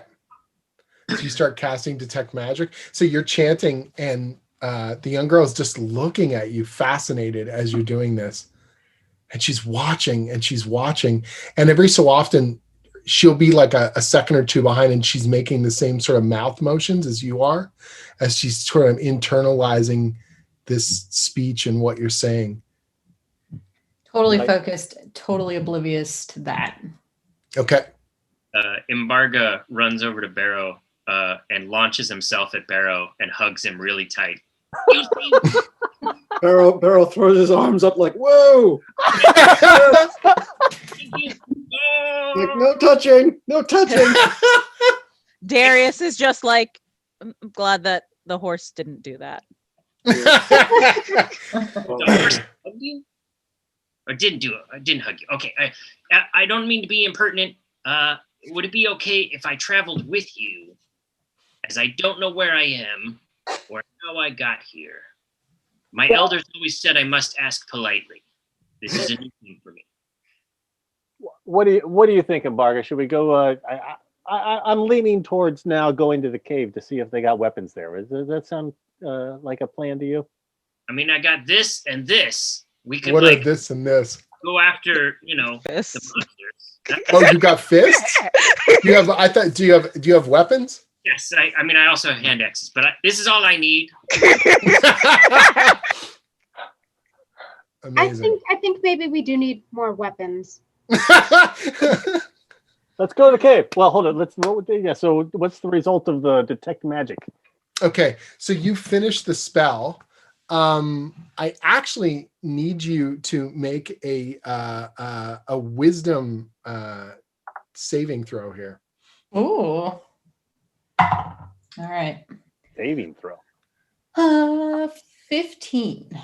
Okay, so you're overcome by so much magic coming at you from all directions that it almost makes you physically ill. Oh. Like the detection of it is just like, it's like someone said, hey, you know what? Look here and in here. And then they turned a flashlight on and it just blinds you. Everything has got a magical kind of pallor over it. Everything is sort of vibrating. Even these shimmering. mushrooms in my bag. Especially those mushrooms. Magic mushroom. This plane carries some sort of intense magical energy in the air, in the ground, in the plant life. It's seeping into your clothing. and it's sort of clinging to you, like those little motes that are floating through the air. They're sort of adhering to you, but no one else is really noticing it. But you see it now. Oh my! And it Are smells you like all right? Is like, what's the girl doing? Is she still kind of like watching? Yeah, she, you react really intensely, and she sort of leans back a little bit and then just watches with kind of a curious expression. All right, off to the caves. You coming, kid? Yeah. All right, what about the other kid? The bald kid. You coming? The bald kid. We got 2 bald kids here. Nice. I'm up for the caves. The girl in the robes. Are you coming? She just sort of looks and she goes, I'll stay here. I'm a little torn, but she says that she survived. Yeah. Let's go. Okay. It's a little weird leaving a kid behind in the woods, but she seems more confident than any of us. Yeah, I'm gonna use a prestidigitation to make like a sort of little shower of sparks, or like sort of like goodbye. Nice. Really like magic. So you do that little kind of spark, and it is a huge firework effect that just fires out of your fingers, rotates and sprays off into the air. You're like, goodbye, it just goes flying off. We clearly have to be careful here. That was a lot. Oh my! And like you'd be people like bowled over. Darius looks at the girl after just kind of like taking in that big spark show and was just like, I assume if something goes badly, can you yell loudly? She just sort of looks and nods. Do you promise to yell if you need us? Okay. All right, let's go. Okay. So you guys trek on through the darkened forest full of fog and strange little floating motes through the air. Who is leading up the group? Who's at the front of this? I'll do that because I'm the ranger. I figure I think I can. Supposedly, if I'm difficult terrain doesn't slow your group's travels if I'm leading. Supposedly, okay. Your group cannot become lost except by magical means. Of course, everything's magical here, so maybe that's yes, that's what I like to hear. And then who's next in the order? Embargo will follow Arbo and look up at him as if like a little kid trying to mimic like an adult. Oh man, this is wonderful. Darius is definitely in the back. He is, if he's not leading the party, he's making sure no one's coming up behind them. Arbo is okay. I'm also cutting, like I'm making marks on trees as we go along, just to find a path back. Sure, making Tyria. little nicks and marks. Tyria will stay closer to the front since she's the talky one sometimes. Cool. Okay, so you guys are making your way through. Arbo, give me another survival check here. All right, here we go. I feel lucky. 19. 22. Oh, 22. Well done indeed. So you see, sort of movement off in the fog every so often. And you're kind of wondering, at first you think, okay, maybe it's some sort of weather pattern or it's some sort of shifting of the fog. No, I don't. No. This is gonna bite us. This is a thing. These things. This is bad. And as you're heading along through the underbrush that you're going through is getting taller, like those ferns and those kind of vines and everything that's around you. At first it was kind of just below your knee, and now it's getting taller and taller. You're slowing down. You're able to navigate it and find pathways through, and you can see the earth and, watch out for roots and things like that, and guide the others and lead them on a track while also making marks in the trees. But then you notice ahead, there are broken sections of those plants. There are someone or something has been here already. And based on the, what am I? And I just did that whole, I should have done this, like the Oh yeah. everybody shot Embargo, behind me. like And mimics. then Embargo. Embargo does it mimic too. me, That's right. yes, exactly. Amazing. So then, I only just got Embarga's name. I'm gonna sign off now. It's good, right? It's really good. I know. I was like, good, oh, it's it's good. just fun to say. And then as I say it, okay. Yeah. See, as soon as I saw it, I was like, that's good stuff. All right. So you notice that there's some breaks in the plants. They seem to be kind of humanoid shaped as well. And relatively fresh. Like a Bugs Bunny running through a not wall. like a Bugs Bunny perfect silhouette, but it's not like a large creature that is bending these plants and breaking the shafts of them and stuff like that. Okay, I'm gonna notch an arrow and be prepared. These plants aren't moving, are they? They're not. Plants? No, there's no wind, although there's still those little particles floating in the air, which is super weird considering that there is no wind. There is no sound of plant life or animals. There is no weather kind of sounds. It's just this dull kind of hanging silence in the air. Do I have any sense of which way this thing has gone? This thing that has gone through here? Could I track it? You can if you wish. That is going to be another survival check. Okay. May I also do a survival check? You may. Yeah. Oh, I got a 21. Ooh, nicely done. Okay, so you see that it seems to be, sort of snaking up ahead. And then as you're getting into a thicker sort of section of trees, it just sort of stops. They're no longer, the plants are no longer I look up. distorted. Boom, you look up, roll initiative. As you look. 13 Nicely done. Plus, Is there ever a time where you look up in D&D and do I add dexterity to initiative? Is that what you do? No, it should plus- be just on your sheet. There Oh should yeah, be plus an- 2. I got a 15. Okay. Okay, so we'll start here. Jody, got a what'd you 2? get? Sorry, Jody? 12. 12. All right. And then, sorry, Danny, you said you got a 2? 2. Oh, Oops. I'm in the back of the group. it's true. You were not, you're not ready for it. Then we've got Nate. I got a 21. Ooh. 21. Woo. You were Wow. like, I bet you they're up in the tree. And then it was good. Kara. 6. 6. Oh, another one in there. And then Finance. Embarga. 8. 8.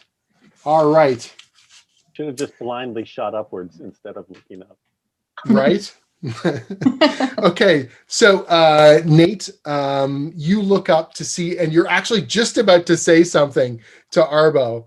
You're like, I think they're in the tree. And then all of a sudden there's this sort of screech from the forest. And you see this My humanoid. sword was still glowing, and there was a lot of screeching, and I was very confused. Yes, you're like, what is going on? All right. So Nate, you're actually able to go before the creatures. There are 3 of them, and they're about to drop down from the branches. You've got initiative on them. What would you like to do? You don't quite see what they are yet. They're just sort of shadowy figures right now. Please don't reason with them. Would you like to parlay?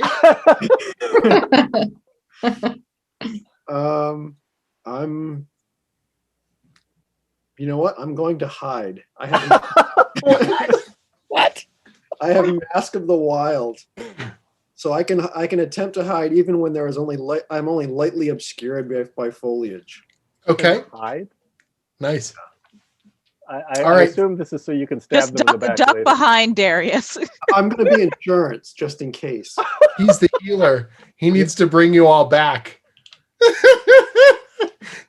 It's Good luck, all right. everybody. I'm out.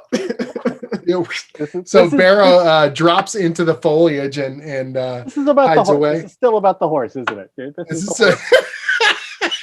All right, now the creatures are dropping down on top of Arbo. I'm So there's- sorry about the horse. All right. Little payback. I've been waiting for a little payback. So for a moment, you actually think that they're also troglodytes, Greg. Okay. These 3 creatures drop down and they look kind of like troglodytes, but the minute that they attack you, you can tell they are not. Their lizardy skin is covered in these strange kind of pustules and weird kind of puffballs, like vegetation. And the look in their eyes are sort of replaced with these flowers and sprouts, and they look just strange and disgusting and So they're bizarre. different from the monster we fought before. Yes, they're not the they Thessalus. basically look like a troglodyte, just riddled with plant life. Okay, so this first one drops down on top of you while making this sort of screeching strange sound. And what's your AC? 16. Oh, so you got a 14. So it drops down. You just bring your arm up in time to deflect the first blow. That's right. The second one isn't even close, just drops down next to you and slashes into the dirt. But the third one basically grabs your head as it drops down and sort of claws across the back of your head. Oh, man. Doing 7 points of damage. 7 points. Okay, is this, did we heal up from the last time? You did, actually, when you great. shifted over. Unless you were Embarga, you were healed when you came over to this side. That's fine. I still got 3/4 of my life intact. Right. So next in the order is you. What would you like to do? You are surrounded on all sides by these creatures. I had my bow, so I'm just gonna, the one that just raked me, I'm just gonna shoot it in the face with my bow. How's that? Okay. Sounds good. And just point blank the sucker. Point blank right in the face. 18 plus 6, 24. I guess that'll hit. Has this thing been injured before? Because if it's been injured at all, then I get Colossus Slayer extra damage. Oh. No, you do not, unfortunately. Okay, well, next time round. Hold on. Has it been injured before? Yes. How does that work?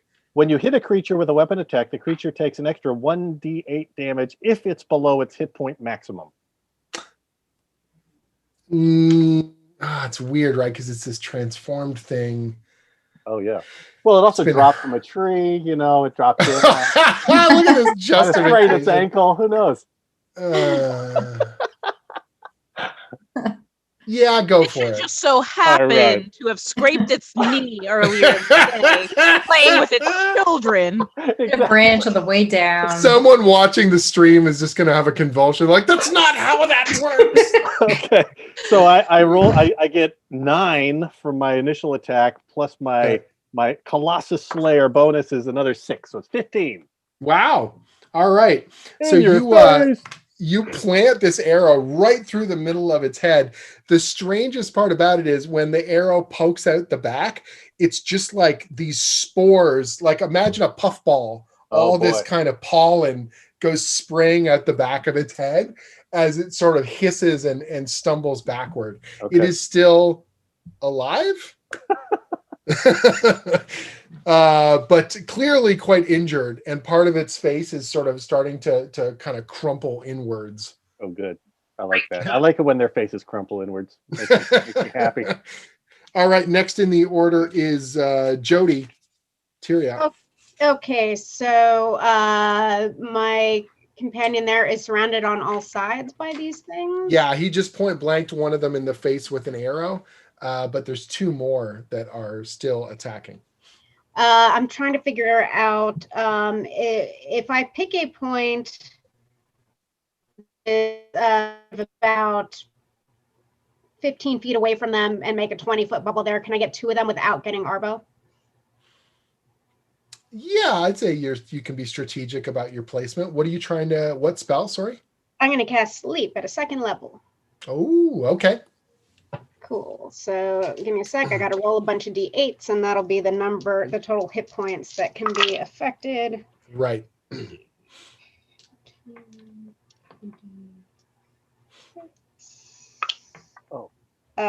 31 total.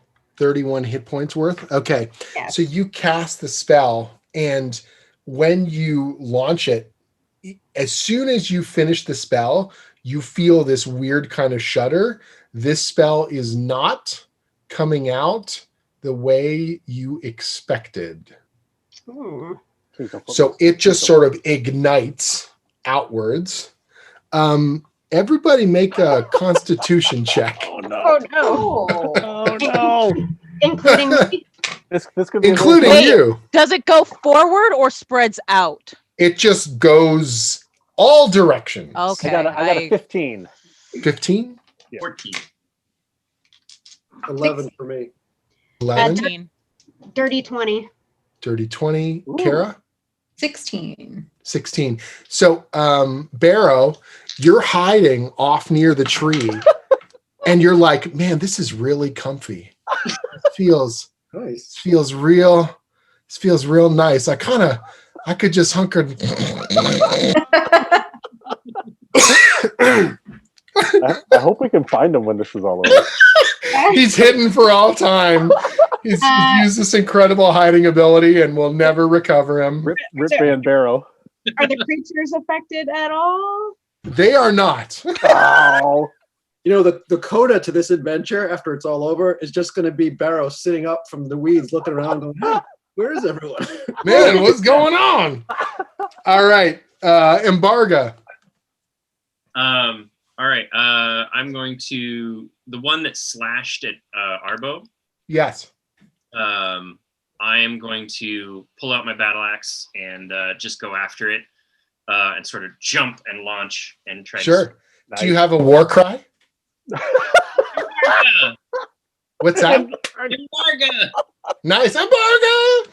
You've been embargoed. Oh, if we did a Fast Falls special, would we be lifting embargo?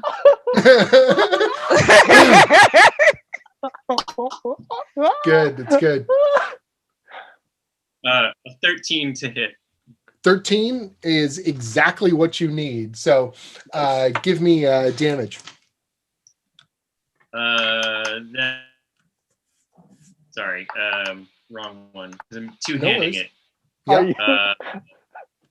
Damage. How much? Is the original dice maker using a digital dice roller over there? Oh, nice. Yes, he is. Nice. So, okay. So 6 damage. So you plant your axe right in the back of this creature, and it feels like chopping through a vine. Like you chop into it, and this fibrous kind of plant, matter sort of erupts on either side of the axe blade, and the creature sort of shifts and shudders slightly as you've got your axe kind of stuck right into him. Timber. All right, quiz. Oh no. Here we go again. Magic missile. All right. Which one are you hitting with a magic missile? So there's one that's been hit with the arrow, there's one that's been hit with an axe, and there's one that has not been hit yet. Oh, I thought embargo hit the one with the arrow, or not? Did I get that wrong? Okay. It came down behind you. Gotcha. Yeah. Oh, right. Gotcha. Cool. Thanks. You got it. So to keep track of them, we can just use different names. We can call them Huey, Dewey, and Louie. Oh. Okay. So Huey and Dewey have both been hit. Louie is still okay so far. The licensing for this story is gonna be. Those are common names, Greg. I don't see the problem here. That's true. I have Are they wearing pants, sailor suits? No. Just so a many jerk, questions. just a jerkin. Just a jerkin, yeah. Right? Sailor top. All right, quiz. So what do you want to do? All of the magic missiles are headed toward Huey. Okay. So you're hitting Huey, which is the one that got hit in the face with the arrow. Roll damage because it's magic missile. So you just pick a point and explode. I'd forgotten how awesome Magic Missile was. One of the things about playing the Baldur's Gate 3, by the way, that's been really enjoyable is seeing these spells, erupt across the screen and remembering how effective they can be when you're strategizing them out. And Magic Missile is like that guaranteed damage. So you're like, I've got a bunch of mostly injured creatures. I'm going to take out you. I'm going to take out you, and it's like, oh yeah, this is the stuff. The only I thing more never- deadly than magic missile is stepping on the dice required to do magic missile. Those D4s, the most dangerous of dice. Oh yes, we This call is those. like a caltrop. Yeah, they are caltrops. They're beautiful. Caltrop. All right, so how much So I damage? rolled a 2, a 3, and a 4, and each one gets a +1. So 5, 4, and 12 damage. Oh my goodness. Well, Huey explodes right in Arbo's face, and he's gonna breathe in a big face full of spores. Oh no, I knew this was coming. Give me a Constitution. So what check we're there, saying is Arbo. everyone needs to be wearing their masks and staying Exactly. away. You need to wear your masks, guys. If you have to kill me, you have to kill me. I'm not gonna be I'm not gonna be the sweaty guy pretending he didn't get bit by the zombie. All right. To be I'm fair, fine. I'm fine. All right, and I got a 7. A 7. 7. Well, the problem was you have an allergy, and so you breathed in at that moment. You just like sucked in as much as possible. It feels awful. It feels like this prickly kind of stickiness inside your nose and in your mouth. You can feel it drying out almost instantly. a little and too you're real. hacking and choking and having trouble seeing because your eyes are getting puffy and red. All right, I'm sleeping. Darius, bottom of the order, top of our hearts. What would you like to do? Okay, so I'm going to roll for damage. Well, and you gotta roll then- the hit first. Yeah, well, I'm going to roll in hopes of doing damage Right. and then describe the dumb thing I'm Sure. trying to do. Which one are you trying to hit? Which one is nearest to me? Louis, the uninjured one, is the closest to you. All you right. could push past them and hit Dewey. I am actually going to go for the uninjured one because the top of the line is Arbo with his damage wonders. So if all Right. of them are damaged, then that's Okay. good. So I'm going to attack with that Winter's Bite. Okay. And that nets me an 18. Nice. Nice. So yeah, you hit. Roll damage. That is 11. So I'm essentially going to say, like almost right as like he hit ground, it wasn't even so much a full slice as it is just lifting the sword up. Mhm. And I didn't so much attack as like use his own momentum to hit the sword. Nice. So bring the sword up Yeah. into him. All right. So when you hit, the blade feels even warmer than normal. And as you strike into this creature, it just carves through the plants. It carves through the body and just shears it. There's no spores coming out. It's essentially cauterizing the wound as it's cutting it. So you're like slicing into the plant form. There's this steam that kind of shoots out the side as it cuts through. The creature opens its mouth, but nothing comes out. It just sort of makes this kind of twitching motion, and you cut it deep. It is not slain, but it is grievously injured and is not spreading its innards out. All right. Barrow. Give me another con check here. Oh, 4. Tell us what you're dreaming about. I I want you to have moments, It's a very sultry, lit by candles in room. It's there's a nice smell, and there in the bed waiting for me is Sarah. Oh, what? Oh my gosh. Sarah's head. Wow. Wow. Is it Wow, Sarah just straight callbacks. up horse form, or is it like Oh, no. a This is human I'm version of disturbed. Sarah, or what is it? It's I'm not gonna probe. It's your dream. It's good. Good. I didn't say it. It could be a nightmare. It's a dark horse indeed. All right. so now the creatures, so Dewey and Louie, so Dewey just watched as Arbo got a face full of spores, and it reaches for you and tries to claw at your face. And my die rolled down across the floor, and it's a 3. All right, so it's a miss. That's right. I still got it. I'm coughing. I'm wheezing, but you can't touch me. I'm fine. Don't worry about me. Go ahead, you guys. And then Louis is turning around and desperately trying to claw at Darius, but there's definitely a hesitation because the creature is afraid of that blade. Darius, you do get scratched even with your I'm a 19. 19 AC. Yeah, they got 21. Ooh. And so you take 4 damage. Alrighty. And you feel like as it hits you, there's this sort of moment where you wonder if you're going to get some of that kind of plant residue, but you actually see it kind of steam off your face. You still get cut, but you're not infected. That's good because I would have just pressed the sword to my face because. Well, don't worry. It'll go really good down Arbo's throat. Yikes. All right, Tyria. Well, we got that death insurance when we go back.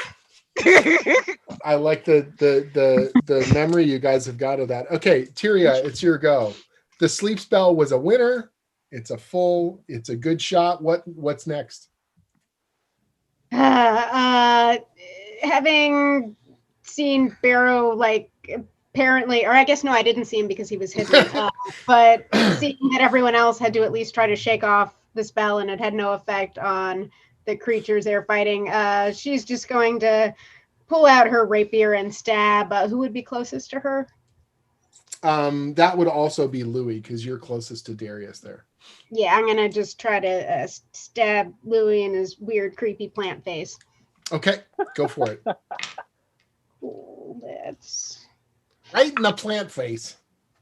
That is a 19 to hit. 19 is a hit for sure. Cool, and too bad I'm asleep because Barrow has some Benadryl. 9 damage total. 9 damage. All right, great. So you stab deep with the rapier, and when you pull it out, there's like this kind of sappy, residue that pulls out with it as the creature convulses and crashes to the ground and squirts up this kind of strange kind of sap. Luckily, it doesn't hit you, but it sort of just gloms back on top of it. This small little geyser that goes off. Is it a different kind of creature than the first one? It just looks like they're all the same. They all look like they were troglodytes at some point in time. Okay. They're just infested with different kind of plant matter of some sort. Nate looks thrilled about it. He's just like, man, I can't wait till I'm eating the leaves that will get me this. All right. She's gonna, as a bonus action, she's gonna wipe the gunk off her sword on just the thing because it's just real gross. All right, Embarga. Is the one nearest to me still up and running? Yeah, I mean, you've got the axe still in him. Yeah, he's kind of flailing about. He's continuing to try and claw at Arbo Chang while you're holding on. What would you like to do? Did I not get a turn? Oh, crap. I'm sorry, Greg. That's right. Wow. I apologize because you were choking and sputtering. I'm like, that's a turn, clearly. I mean, depending on a constitution roll, it might be. Yeah. What would you like to do? Well, I clearly will shoot another one of them in the face, probably Dewey, since he was the one who just tried to attack me. So okay, so Embarga's kind of got him, in the back, and you're pulling out the arrow and trying to take another shot. Yeah. You're rolling with disadvantage. Rolling with disadvantage. Okay. Well, my first roll is an 18, and my second roll, here we go. Come on. Is less than that. Is a 13. 13 is exactly what you need to hit, thankfully. So you still hit. Roll that damage. Okay. I got 6 plus my Colossus Slayer, which is 11. 11. Okay. So you drop an arrow through this guy, and it's this thick kind of viney material, and the arrow gets stuck in it, and it is hurt, but still not down. And now, Embarga, this thing is much more hurt than it was before. What would you like to do? I'm going to try and pull the axe out and sort of fling it to the side as I do. If it's Okay. Sort of. Give us a roll. Oh dear. That's an 8. 8? Yep. All right. So the problem is you can't get your axe out. So you're pulling on it with, your little halfling, and you're strong, but that axe is wedged in there so hard. And instead the creature sort of shifts as Arbo has hit it, and you get kind of pulled to one side, and you're not able to get the leverage that you need to pull the axe out. Quiz. Oh dear. There's still one creature left. Dewey is fighting for his plant life. Have we been able to see the spores when they come out? You saw the big cloud of nastiness that Arbo breathed in. I'm fine. Having seen that, changing tactics a little bit and casting Ray of Frost at the one that Embarga is stuck in. Okay, go for it. All right. That'll be 17 to hit. 17 is a hit. Sweet. D8. All right, so 6 damage, cold damage, and its speed is reduced by 10 feet until the start of your next turn. Well, it's going to be reduced by more than that because it is very dead. But when your spell leaps out, it doesn't just do a ray of frost. It is this blast, this intense, rich frost blast that just strikes half of the creature, essentially icing that chunk over. And then that chunk instantly crumbles, and the whole thing just falls to a heap of crashing ice on the ground. Embarga, you just let go of your axe in time as this thing crashes down, and your axe is half wedged into a frosty chunk o' corpse. Sorry, kiddo, I don't know my own strength. Everything returns to silence, except for your own voices, and then you pick up the sound of snoring. Over the sound of Arbo coughing? It's sort of, yes, in the moments when he's breathing in, you hear snoring, and then you hear coughing, and then you hear snoring again. Do I have to roll again, or is like this spell broken at this point? You finally kind of wake up, and you're like, man, that was really incredibly restful, actually. I feel really good. Dream. I just had the weirdest dream. All right. So Barrow steps up, and he's like, all good. You guys wondered where he was for a sec there, but clearly he was taking care of stuff. They probably didn't even know I was sleeping. They just thought I was. Apart from the snoring. Right. Next time Quiz takes an old lady nap, she doesn't want to hear it from all you guys. So Arbo, your eyes are super puffy, and it's like mucusy and murky. Your throat is scratchy, and you're feeling really crappy. Can I cast heal wounds or a cure wounds on myself? Sure. Or does this feel like something that's going to pass, or is it getting worse, or what's it doing? Well, it's just only a few minutes after it's happened. It certainly feels pretty awful. It's like allergies on overdrive right now. All right. Well, I'm also. If you don't want to do a spell, like I said, I have the laying on hands pool. I can just literally hand you some. Oh yeah. Well, if you want to give me some free. Danny, free did you good just stuff, say I'll you're do it. going to hand him some hit points? Yep. Please do. So as you're coughing, Darius quite heartily just slaps you on the back. Like just, like get it out. And how many hit points do you need? I love lay on hands as a back slap. Yeah. That's like Just full like kind of frat boy like you are right there. Bam, bam, bam. I could use 7. If you got 7, I'll take it. I have 15 in total, so sure. All right. Nice. So you hack out 7 hit points. Give me a Constitution check there, Greg. Okay. Is this if the backslap itself does damage? I only got a 6. I got a big 6. Okay. So you are still retching and coughing. Your immediate damage is gone, but you still feel there's something in there. It's not physical damage. It's some kind of infection. All right. I have protection from poison at this point. It neutralizes poison. Okay. You want to try and use that? Yeah, I'll cast that on him. Okay. Cast neutralize poison. Yep. And then it neutralizes poison, and the target then gets advantage on saves versus poison for the Great. for 1 hour. All right. Make another Constitution check with advantage, sir. Okay. I got a 7 and Really selling this. and a 9. All right. You feel really, really, really awful. And it seems to be getting worse. And you're just sitting there, you're starting to sweat, and then you're starting to cough.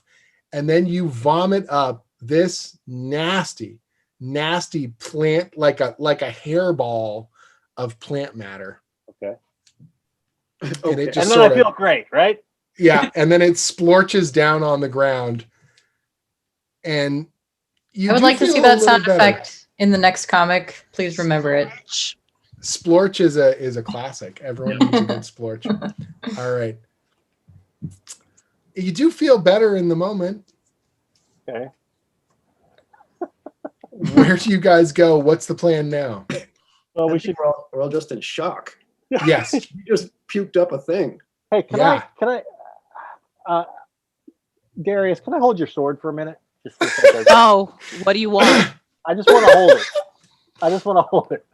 I mean, I know that sounds, but I he just wanna- he like holds it like he holds it out, but like is very much like, if you mess this up for me.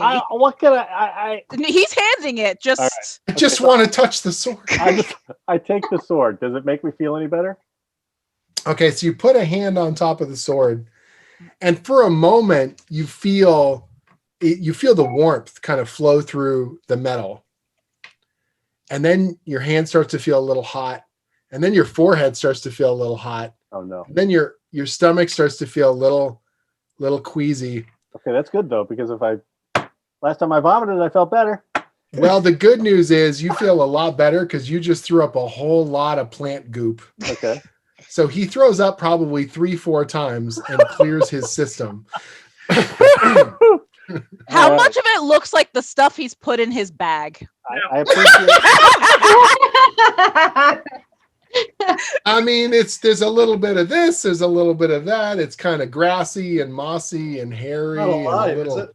little puffy. It's not moving or anything, no. I've got a good suggestion. Don't eat it this time. Yeah. Yeah. Thank you, Darius. Appreciate it. Never eating a salad again.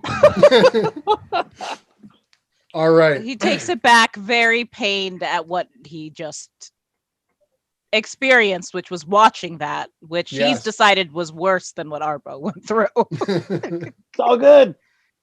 See?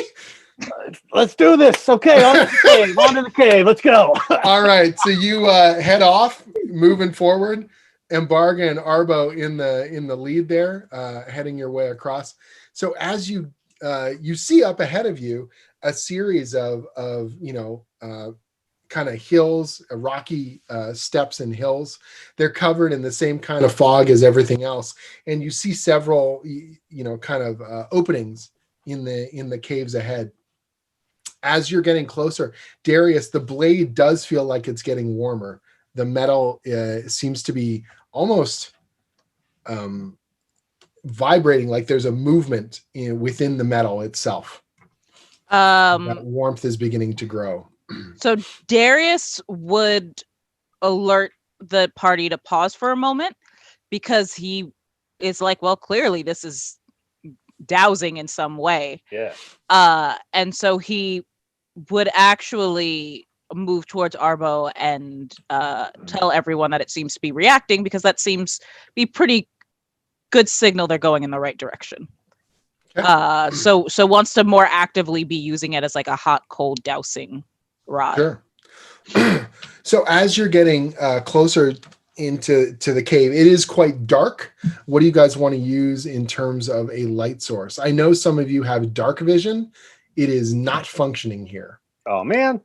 Yeah. I have light as a spell. Okay.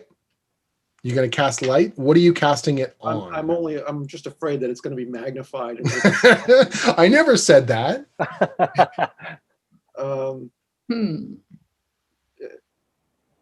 I will cast light on my mace. Okay. Use a torch. All right. So you cast light on the mace. You're actually shocked that it is not brighter and more powerful. It's incredibly dim. Oh man. It works, but it's like just this bare little shimmer. It will act about half as bright as a torch. It does illuminate, but it's got this kind of pale, cool pallor to it instead of the bright, warm light you were kind of hoping for. What's the light on the sword look like? The sword is giving off this cool blue light, but it is stronger than what's coming from Barrow's weapon. Do we see any, before we torch up and do anything more, if we peer into the caves, do we see any more sources of that kind of blue light, like the sword? You see sort of little sparks, kind of twinkles of a blue light. Yes. Also, I have an oil lamp, so I'm just gonna, light the normal oil lamp. What? Non-magical things? Yeah, I was How could this be? I actually thought to check my equipment for one. This is crazy talk. Regular equipment? Wait, in a D&D right. game? What is that again? All right. So Tyria lights the fire. The fire, it's really interesting. There is an absolute stillness in the air. There's a little bit of a chill, but it's not like weather chill. It's not like a cold breeze or something. But the fire is flickering like there's a wind blowing constantly, which is really kind of off-putting compared to what you feel on your skin. So you step towards the cave, and it's quite a shallow cave, actually. And what you see inside is a lot of stalactites and stalagmites and this big open kind of area and a large pond in front of you. Impressive pronunciation of stalactites, by the way. Just wanted to Thank you. Put a little lampshade on that. I appreciate it. A lampshade. I said stalactites and stalagmites. Yes. No, I'm serious. I'm being totally. Oh, okay. Serious. I thought you were mocking me. I was like, not mocking you. No. Okay. I was like, what have I done? Do I mock? I don't mock. I don't know. I appreciate when people get the two right. Yeah. No. It's. I used to say stalagmites instead of because it's actually a C. It's not a G. Yeah. So wait, it's not a G. There's two. There's the ones that go up and the ones that hang down. That go down. That's right. So the pond in front of you is actually shimmering with that blue. Ooh. And the liquid that's within it is kind of opaque and shimmering in the light that you're bringing forward. So we can't see underneath it at all? You cannot see anything within. Okay. I'm gonna carefully move forward and poke the surface of my water with an arrow to see if I can, see anything underneath.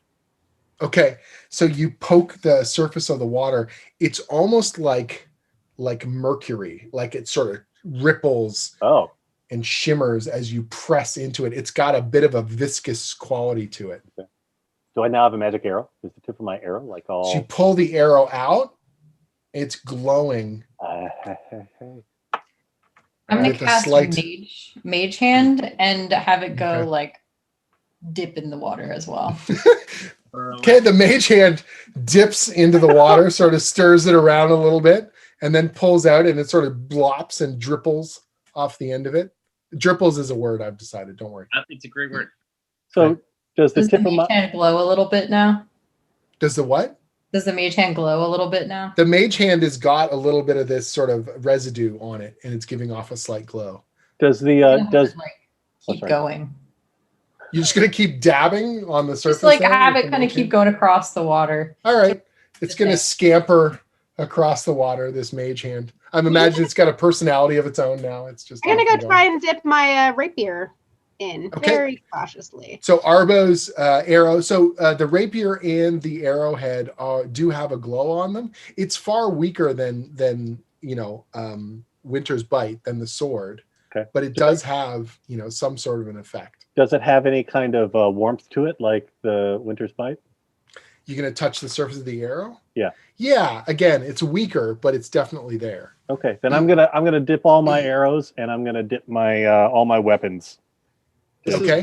This Yeah, I'll is dip the my weirdest dagger fondue too. party I've ever been to. Sorry, say it again, Nate. This is the weirdest fondue party. It is a total fondue party. Embark All right. Say, to the pool and watches everybody else dip their weapons in and just dips his toe in. And then turns to Arbo. This is how it's done, right? we'll see. Just kick it in the ass. That's how you go. Clearly, the answer is, I hold you by your ankle, dip you in, and that's the only thing that wasn't coded. Hey yo. This in and this in. That's right. Does Okay. anything weird happen to him after he dips his toe in? He dips his boot in. Is Are, that what are clears you up? putting your bare foot in? No, the boot, yeah. Okay. Well, the sole of his boot is got a bit of a glow to it now. I'll follow suit with my 2 hand axes instead. Okay, so you dip the 2 hand axes in there. Nate, are you part of Dip Like, Club? absolutely. Get in on this dipping action. Dip squad. Okay, I'm done. You part Sorry. of Dip Squad? Amazing. I guess everyone else is doing it. I might as well. Wow. all the Peer cool The kids peer are doing it. pressure is too much. I'll tell you what. I'll one up it. I'll just get in the pool. Oh, there we go. Let's see what happens. Are you gonna Yeah, step I'm- into the pool? Take a dip. Okay. Taking a dip. All right. Swimming along. You might say So- he's the big dipper of the group. Wah, wah, wah. All right, Nate. So as soon as you place your boot fully in, like not just you're not embargoing it, with like a toe or nothing. You're just planting that whole boot right in there. You immediately feel the warmth kind of flow into your foot, and then it's quickly rising up the leg. As your other foot goes in, you feel this incredible amount of warmth. It feels like a hot spring, like it's that kind of steaming water, but there's no bubbles and there's no kind of, no steam coming off, but it's that kind of heat that the liquid is giving off. Are you going to continue past the boot? Sure, why not? All right. So you're going to dip right in. So the liquid comes right up over the Come top. on, guys, everyone, just get in. Just get in. But you look good. We're just gonna, admire you for a little bit here. So the liquid pours over the tops of your boots into your feet. I need you to make a Constitution check. Is this to cure my athlete's foot? Yes. Oh no. Uh, Got a bad 8. feeling. 8. Okay. I really miss our hero, our healer. I just So you take 5 damage as this hot, almost metallic kind of molten-y stuff pours into your boots, and you're instantly, sort of jump back, and your boots get left behind, Oh, Yeah. and they That's right. sink underneath the viscous liquid. Your feet are like beet red, and every heartbeat is flowing out of your toes now. Ew. Well, I guess I have to heal myself. All right. Hey, somebody had to do it. Yeah. Yeah, You were all wondering. You were all You were all wondering. It was good. Now you have to kick the next monster to I death. thought for sure it was going to be Embarga face first into the Well, now liquid. I'm barefoot too, right? I'm walking around barefoot. Yes, Where you you are at the- currently walking around barefoot. I'm sure that'll go fine. As we Yeah. know, all the plants here are safe. All right. I'm gonna do preserve life. I can choose one or more creatures within 30 feet of me to heal. I'm a creature. And distribute 15 hit points among them. Great. So you can heal that. Yeah. Anybody within who's within range that's got damage? Anybody? I do actually. I have Yes. four hit points. All right. Yep. And 4 there. All And right. 5 on me. Is that it for everybody? Was Embarga fully healed when? Yes, you were fully healed. Yeah, Yep. we're Yep. good. All right. And Arbo, do you have damage still? No, I got no, but I mean no. No. Okay. Got it. All right. So you guys have dipped your weapons. You have dipped your boots. You have done what must be done. Now, what would you like to do? Can we? I just want to do a quick Find some scope around. towels. I'm thinking that maybe we have just found what we needed to find in the cave. I don't know if there's anything else. Is there anything else in the cave worth noting? You don't see anything in particular that stands out to you. Do we Okay. hear anything? Growling. No, this is what's so creepy about this entire land. You don't hear the normal sounds of nature because there's no wind blowing through the place. There's no movement in the trees. There's no sound of insects or creatures moving through the branches. There's no wind rustling anything. There's just this yawning kind of emptiness. And even when you speak and stuff, the fog just seems to eat up the noise, 10 feet out from where you are. So there's just this eeriness to the entire place. All right. Should we? Which is why it's such a good spot for a nap, And Sorry. a bath. right? Nap in a Nate's just in relax mode. He just really That's wants to. This is a vacation. That's right. Okay, so here's a thought. Do we have anything to? I mean, should we take some of this water with us? Does anybody have anything to carry this stuff with? I mean, Well, we could- you could probably use your water to drink after all that coughing, so you would have a water. Okay, I'm container. gonna drink everything that's in my water skin, and then I'm gonna fill my water skin with some of this liquid. I also Okay. I have a perfume vial. I'm gonna dump out the perfume and fill the vial with the water. Nice. Okay. Equipment list. You guys very carefully, now that you know it's quite dangerous, you're sort of carefully filling the sucker up. All right, shall we head back to the other place now? Go to the garden, Find and the that monster. flowers. What's that? Let's find the flowers and the monster that brought us here. Let's Yeah. do it. All right. Yeah. So you continue your journey off vaguely in the if it wasn't for your ranger, it would be difficult for you to find your way. It would be very easy to get twisted around. But he's made very smart markings upon the trees and is able to orient himself based on the original direction you went and then triangulate which way that young girl pointed originally and get you moving in that particular direction. One of the things you notice is that you feel like a lot of time has gone by. In your head, it feels like hours have gone by, but you don't feel hungry. You don't feel tired, but you also don't feel a lot of energy. It's like this weird kind of just middling, you're not hungry, Yeah. but you're also not full. I Do think you know we what I call mean? that. I think we call that 2020. I think. Right? You've got this real 2020 all around you. It's just this morass of time. Things feel like they're taking too long, and yet there's never enough, and you can't get it all done. Yeah. No It's very, very beginning, strange. No end. And we're just angry all the time. And you're just a little frustrated. It's the kind of frustration that happens when you lose your boots. Like you just gotta walk in your bare He feet. has no boots. Speaking of that, can we take a little break so I can cut up my bedroll and tie it around? Yes, there we go. Truly one of the finest moments here as Barrow is going to wear his makeshift boots. Fashion some foot mittens. Sure. Give me I don't even know, what do we use for crafting there? I actually have like leather working. Oh my gosh. Whoa. Try and like help out. And Amazing. There's You leather can- working, and I mean, technically, I'm sure he's bandaged feet before. So It's true. And All right. If all else fails, I have some hempen rope I can just wrap around it. I do have some heaven rope. Okay, Spencer, give me a. Geez, I don't even know what kind of role I'm going to ask for here. What Make them nice. I'm very picky. like? How's your nature skill?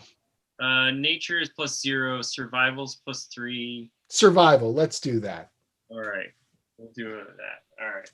Someone on the stream is like cobbling. You know, a cobbler is this skill. 14.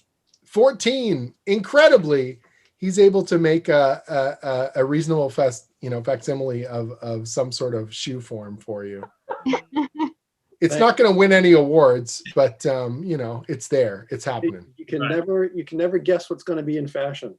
No. Could be, bedroll boots could be the new thing. That's right. All right. They're the Uggs of D&D. They are totally the Uggs of D&D. I love They'll it. be known realm wide as the Barrows. That's right. Got your Barrows? Oh yeah. Oh baby. So you guys continue your trek along, and as you step, sort of out of the forest, you come into a large clearing. The fog seems lighter here and has a bit of almost a pink or a reddish tinge to the air. And you look out and you see all kinds of these little pods, all these little petals, row after row, kind of crammed together on this field. I got an idea. For Let's you. lean our faces over the tops of these pods. That's how science works. Right? Exactly. Well, I'm not getting into the middle of this one.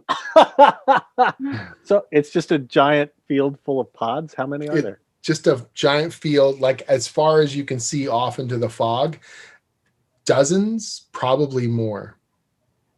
Is there anything else of note, there. like any magic portal that'll take us back to our room? Yes, there's a giant neon sign that says, "Greg, are you okay?" No, just it's weirdly like two yellow arches. right. That's Are these right. the flowers we jump into? What's that? Are these the flowers we jump into to get back? This is not the jumping. question. She said people get back through. That's what she said, right? I'm not making that up. She said people get back No, through the she's- flowers. Yeah, she said they come through the flowers and go back, but I don't think we came through here, did we? No, we just appeared in that wherever Yeah. it was. I mean, when she says come through the flowers, does she means walk through the field of flowers or literally come out of the flowers? Darius, your blade is going cold. Not just cold, but like deeply, deeply cold. Hey, winter's bite. So he shares that because that don't seem good. But also kind of takes the blade and very gingerly with the tip kind of like pokes the nearest flower Okay. because there's too many spore things, but he knows that mostly the sword has helped with the spore things. Right. This is So you poke out one of the flower petals, and when you touch it, it's almost like a wave kind of ripples out. Like that flower that you touch, the kind of petals shimmer, and then it goes off in a wave. The next one, the next one, the next one, all rippling outwards. this is the part right before the running and the screaming, by the way. Right. And then all of a sudden it gets maybe about 10, 15 feet out, and one of those larger sort of flower petals ripples far more than the others, and it erupts from the ground. It is the Demogorgon that was hidden amongst Oh, okay, all good. the different petals, and it rips out of the ground. I need you all to roll initiative again. All right. Boy. Hey, keep dropping dice. Come on, Are baby. there enough flowers for me to hide? Take a sleep. I got a 19. 19 for Arbo, Yes. 16 for Darius. 16 for Darius. Not quite the 2 that you had last time. I got a 12, which I think is what I got last time. It is. Yes, I'm consistent today. Yes. I'm actually rolling better than I usually do. I also got a 12. Barrow's got a 12. So it's the reverse of the 21 you had last time. All right, quiz. 9. 9. And Spencer. 4. What if 4? that was just Quiz's reaction to combat? Just 9? No, Nine. not happening. 9. She actually doesn't really understand a lot of the English that's being spoken. So. All right. Arbo, you actually get to go before the creature does. Well, I'm going to shoot it with my magically dipped arrow. Okay. Oh, dip. That's what I do. Gonna hit him with some dipping dots there. He's Oh. gonna get that arrow out. I rolled a 1, and with +6, I end up with a 7. Okay. So you fire the arrow and it flies quite wide, striking into the flower patch, and where it hits the those other petals, they just instantly kind of drop away, like they just sort of melt. Proof of concept, though. I like this. All right, Darius. Well, that's helpful because since we talked about looking at our equipment, I almost wanted to take the tinderbox and torch to the flowers Right. on my turn, but I think the blade will be just as Effective. effective. He's literally gonna run in just towards Demogorgon. I assume I'm close enough for that to be a thing. You can charge forward, sure. Oh yeah. Do you have a battle cry? Embargo. Immediately my brain was not again, but that's not like him. That's my It's battle not very cry. heroic. Yeah. I think that it's like just really just like, guttural war cry. Awesome. Seems right. about right. Give it a slash. That's a you've got that- 24. Yeah, that's a hit. Is that a natural 20 or? It is an 18 plus 6. Okay. Yep. Yep. So, and what's the damage there?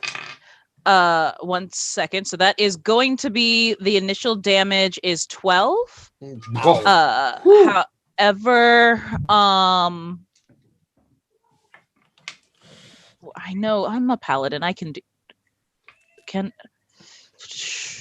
it's a melee weapon, so I can expend 1 spell slot for Ooh. extra radiant damage. Yes, you It can. will be 12 for to deal 2d8 damage. Oh my gosh. Darius is exploding. I like this. And that is plus 8, so that is 20 damage. Yeah. All right, so Darius charges with this guttural scream, stepping through the petals. You notice that all the petals start to sort of shimmer and ripple, and some of them look like they're going to try and snap out at her. But as soon as she brings that sword back, they retreat away, and she brings the blade down. It is glowing with this just ripple of bright energy, one of the brightest lights you've seen so far here in the Upside Down. And she brings the blade down and strikes it against the creature.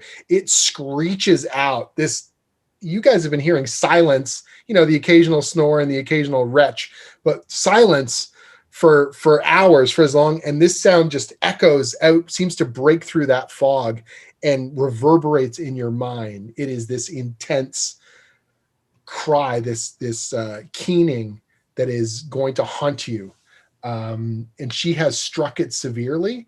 When she cuts into it, its flesh sort of recedes, and you see Oh my God, that's horrifying. Oh no. what just happened there. My camera just crapped out. That's so weird. It ate your beard. Holy crap, guys. Is my My camera was running. Plot twist. And what you see is Jim Zub's younger that self. was I don't really even know how it happened there. That was so weird. That was a lot of damage. That was a lot of damage. So you guys can still hear me, but Yeah, for we some can hear you reason, okay. Wait, did Ace go to your house? Is that what happened? Jim, is my cat there? that's very weird. My camera is no longer functioning. Okay, well, I will be the voice of your dungeon master rather than me messing around. That's actually kind of scary now. What would you like as your profile pic? Like a No, that's fine. We'll just keep it as I'll be this omnipresent narrator as we go through here, and I'll have to figure out what's going on with my camera. That's strange. It's a Stranger Thing. Okay, so anyways, what you see as the creature's sort of flesh recedes is this empty kind of blackness, this nothingness beneath, this shadowy sort of hollow beneath its flesh. Next in the order, as I speak from this echoing beyond, so weird. We've got Tyria, Jody. Okay, seeing that the sword seemed to do a lot of damage and her rapier never really got as bright glowy as that sword did, but you know, she's gonna charge in and attack with her rapier. Great. Let's see. Oh, That is a 16. I'm back. Oh, There you are. Sorry for messing with your layout, gang. I apologize. No worries. Gary is a pro. He'll get you back. Yeah. That was amazing. All right. 16 to hit. 16 is a hit. Ooh, cool. And that does a whopping 5 damage. Okay, so you actually add an extra 1d4 on there. All right. That's 8 damage total then. 8 damage indeed. All right, so you strike into the creature, and again, you sort of poke a hole in it, and when you pull that hole back out, you just see this black kind of empty space where its flesh once was. And bonus action, 2-weapon fighting. Gonna stab it with the dipped dagger too. All right. Okay, you're like a little dip and dip. All right, so you're gonna come in with the dagger there. And that Go for is it. 15 to hit. That is exactly what you need. That's the creature's AC. Okay, Now we do I know. get the extra D4 here also? You do. Good, because it's only 1d4 damage. That is a exciting 3 damage. Exciting 3 it'll do. All right, so you strike into it again. You slash, and there's this emptiness beneath the form, like it's just a shell over top of this black silhouetted form. Oh, is Next- this maybe our portal inside? Next in the order is Barrow. If only you had those boots. I'm just I'm going to cast Sacred Flame, okay. so it gets a dex save. It gets a dex save. Let me check here on its dex. All right. What does it need to beat? Needs to beat my save DC is 12. It literally rolled an 11. All right. So it does not save. So what's the damage there? 1d8. I rolled a 5. Nice. All right. So you burn along its surface. You're not carving away at it like the dipped weapons do, but it does definitely hurt it, and it sort of reacts to that sacred flame as it strikes its form. So now it's getting its attack.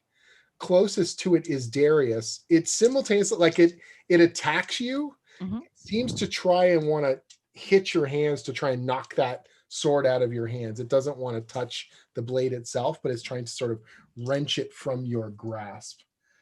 It has a multi-attack. As you recall, last game when it did some serious bite upon you. All right.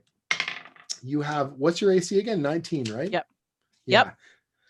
So thankfully your armor holds strong against one of the claw and the bite as the sort of teethy maw comes down and the petals surround you. This happened the last time. The first two were fine. But one of the claws does hit you. Reaction, cutting words. Okay. Teamwork what- makes the dream work. What does that do again? When a creature not immune to being charmed, you can see within 60 feet, makes an attack roll, ability check, or damage roll. You can expend 1 use of Bardic Inspiration, roll the die, and subtract the number from the creature's roll. So, Nice. So you're subtracting that from damage. yeah, I'm or I think from the attack roll. Oh, from the attack roll. Oh. Yeah. Or a damage roll. I don't know if it works if it already succeeded on the attack. Well, I'll let you do it. You called it out while I was in the midst. That's fine. That's a 4, so. That is enough to deflect the attack. So you're Whoa. basically like, hey, what's your insult, Sup? Jody? Leave them alone, you ugly plant face. Did you say leave them alone? Plant face. Yeah. Okay. I did now, yes. And then she called him a plant face. Plant face, and then so it sort of snarls weirdly and just narrowly misses Darius, like the claws are matrixing right in front of your eyes as it goes. Okay, good stuff. And certainly not. So we got Kara. It's your turn now. What would you like to do? I mean, Ray of Frost worked so well before. It's We'll true. Try it again. Okay, give it a shot. All right. I would do fire, but yeah, no. That'll be 15 to hit. Okay, 15 is a hit. Yes. Okay. It's only going to do half damage though. Okay. It is not worried about the cold. The cold doesn't bother it. No. Damn it. You need to sing it though. Yes, the cold never bothered it anyway. Oh, I missed it. All now- right. Now I get it. Karaoke.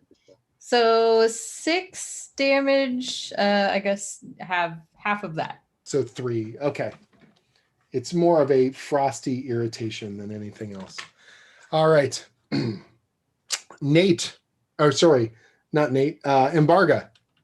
Right. So 2 hand axes. Yep. Gonna go running forward. Yes. With my brown mullet flowing. Slide underneath its legs with my Okay. nimbleness, and come up behind it and jab it with my hand axes. Nice. I like this motion, the Cuisinart motion. It's a classic. All right, go for it.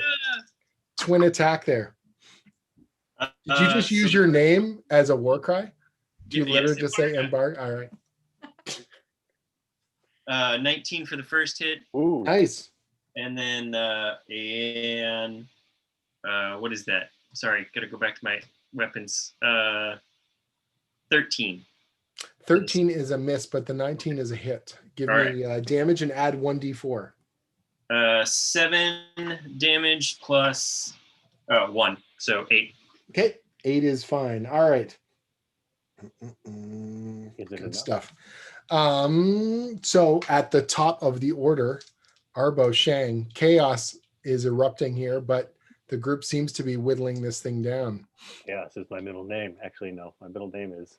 I don't know what my middle name is. All right, well, I'm gonna do my bow thing again. Okay. What else am I gonna do? Here we go. I mean, you did such a 20. great shot. 20. Oh, Yeah.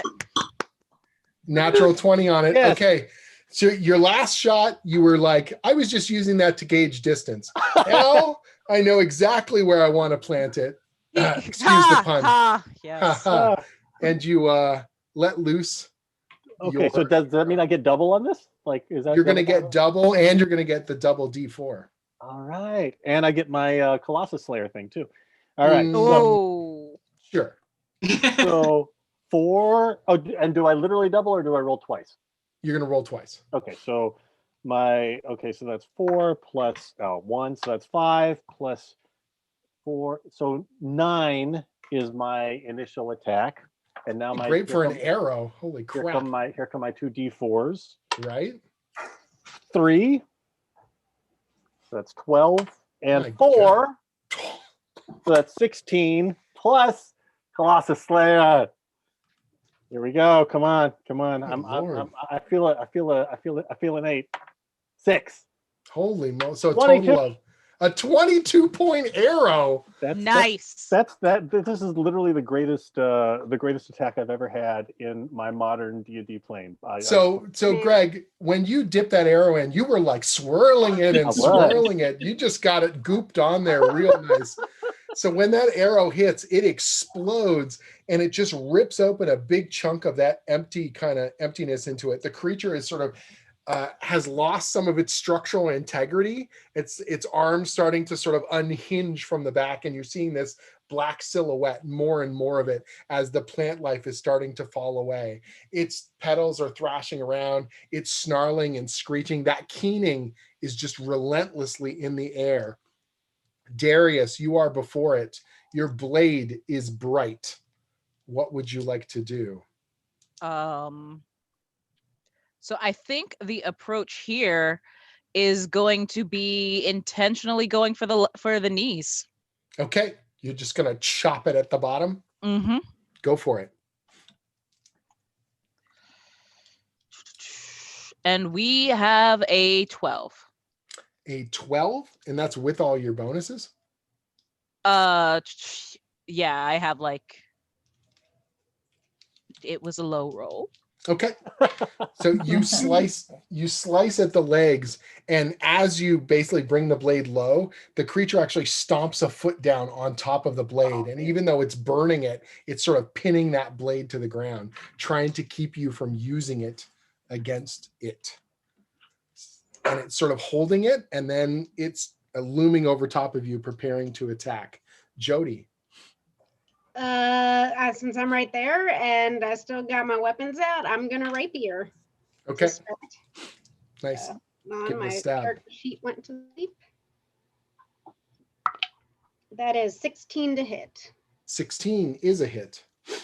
And that is 12 damage. Oh my gosh. All right. So you stab deep into the leg of the creature, and it releases the blade from Darius, and it starts stumbling back. Its leg is starting to sort of unwrap, like all the plant matter is sort of pulling away from it. And you're seeing this shadowy form underneath, this silhouette. And beyond that, somewhere deep within that darkness, you see brighter motes of light. You see color like you have not seen for the entire time you have been here on the Upside Down. Wait, inside the creature? Inside that blackness, deep, deep, far away, even though you know it's right in front of you, it feels distant within itself, shifting. Does it look like it needs another hit? It is not, the creature has not fallen. It is certainly harmed. I'm gonna two-handed weapon, stab it in the other leg with a wee little dagger. Got it. That is a 7. Not so much. So you slash with the dagger, but you're unable to catch it as it's thrashing around wildly. Stand still. Barrow. While I am tempted to pick up Embarga and throw him inside the creature to see what happens. I don't see any problem with this. Are we lifting embargo? Lift Embarga. Been waiting all night. Well, you might break embargo. I'm going to play it safe because of my mishap at the pool. Okay. And Mishap at the pool. the loss of my favorite boots. And just do Sacred Flame again, since that seemed to work pretty well. Okay. He gets a dex save. He does get a dex save. He makes his dex save this time with a 17. So that's it. I don't think he gets any damage. So no damage at all. So again, he's thrashing wildly around. You unleash the Sacred Flame and it shoots out, but you're unable to strike it, unfortunately. All right, now it is the creature's turn.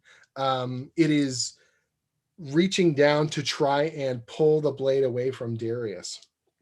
Oh, no. I need you to make a strength check. A strength. Oh, well, it's the same roll. A strength, yeah. Yeah, just a strength attribute check. 19. 19. All right. The creature got a 17. So you guys sort of tug of war back and forth, and you're holding onto it. The creature is gripping onto the blade, and it's burning, like it's steaming off of that, and it's screeching. It desperately tries to lunge forward and bite your head as you guys are in this tug of war. I definitely also, I would argue that the way that I'm trying to get it off at this point is also by having lifted my leg to push against. Oh, so you're sort of pushing against it? Yeah.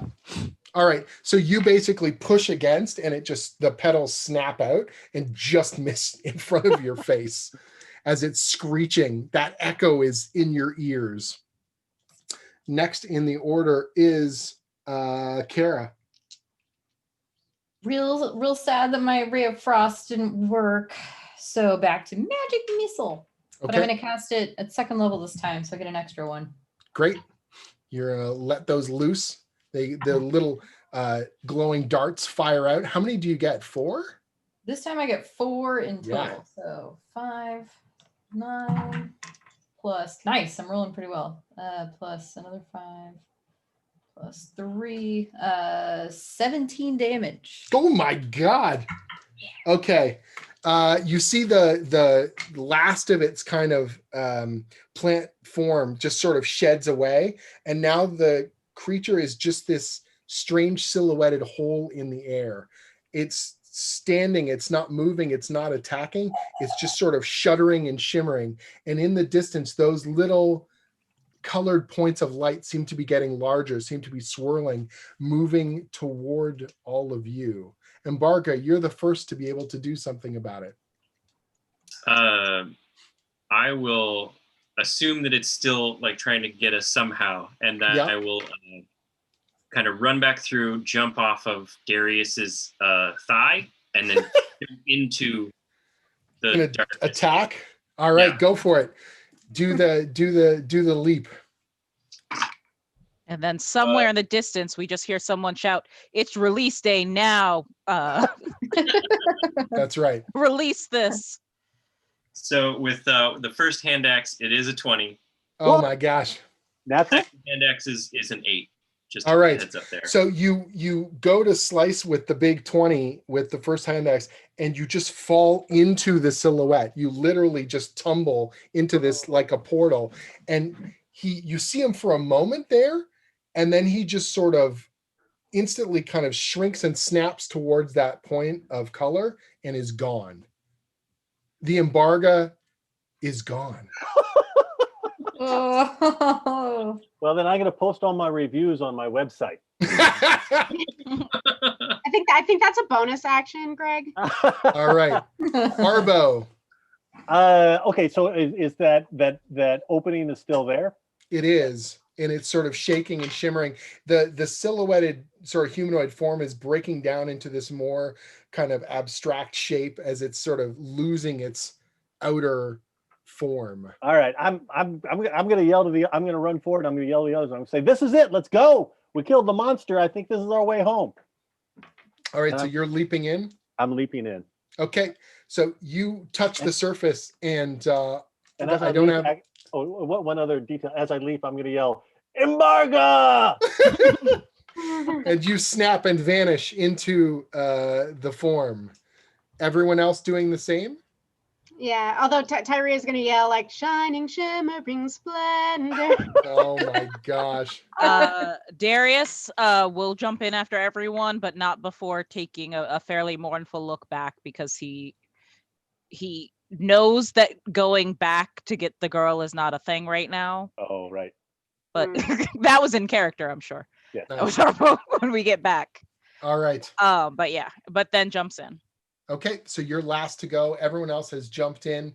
Darius steps through as you pull through. Essentially, good choice, by the way, Danny, because as you go through, the portal collapses essentially around the sword, and you're barely able to hold on to it as it sort of crumbles and crashes.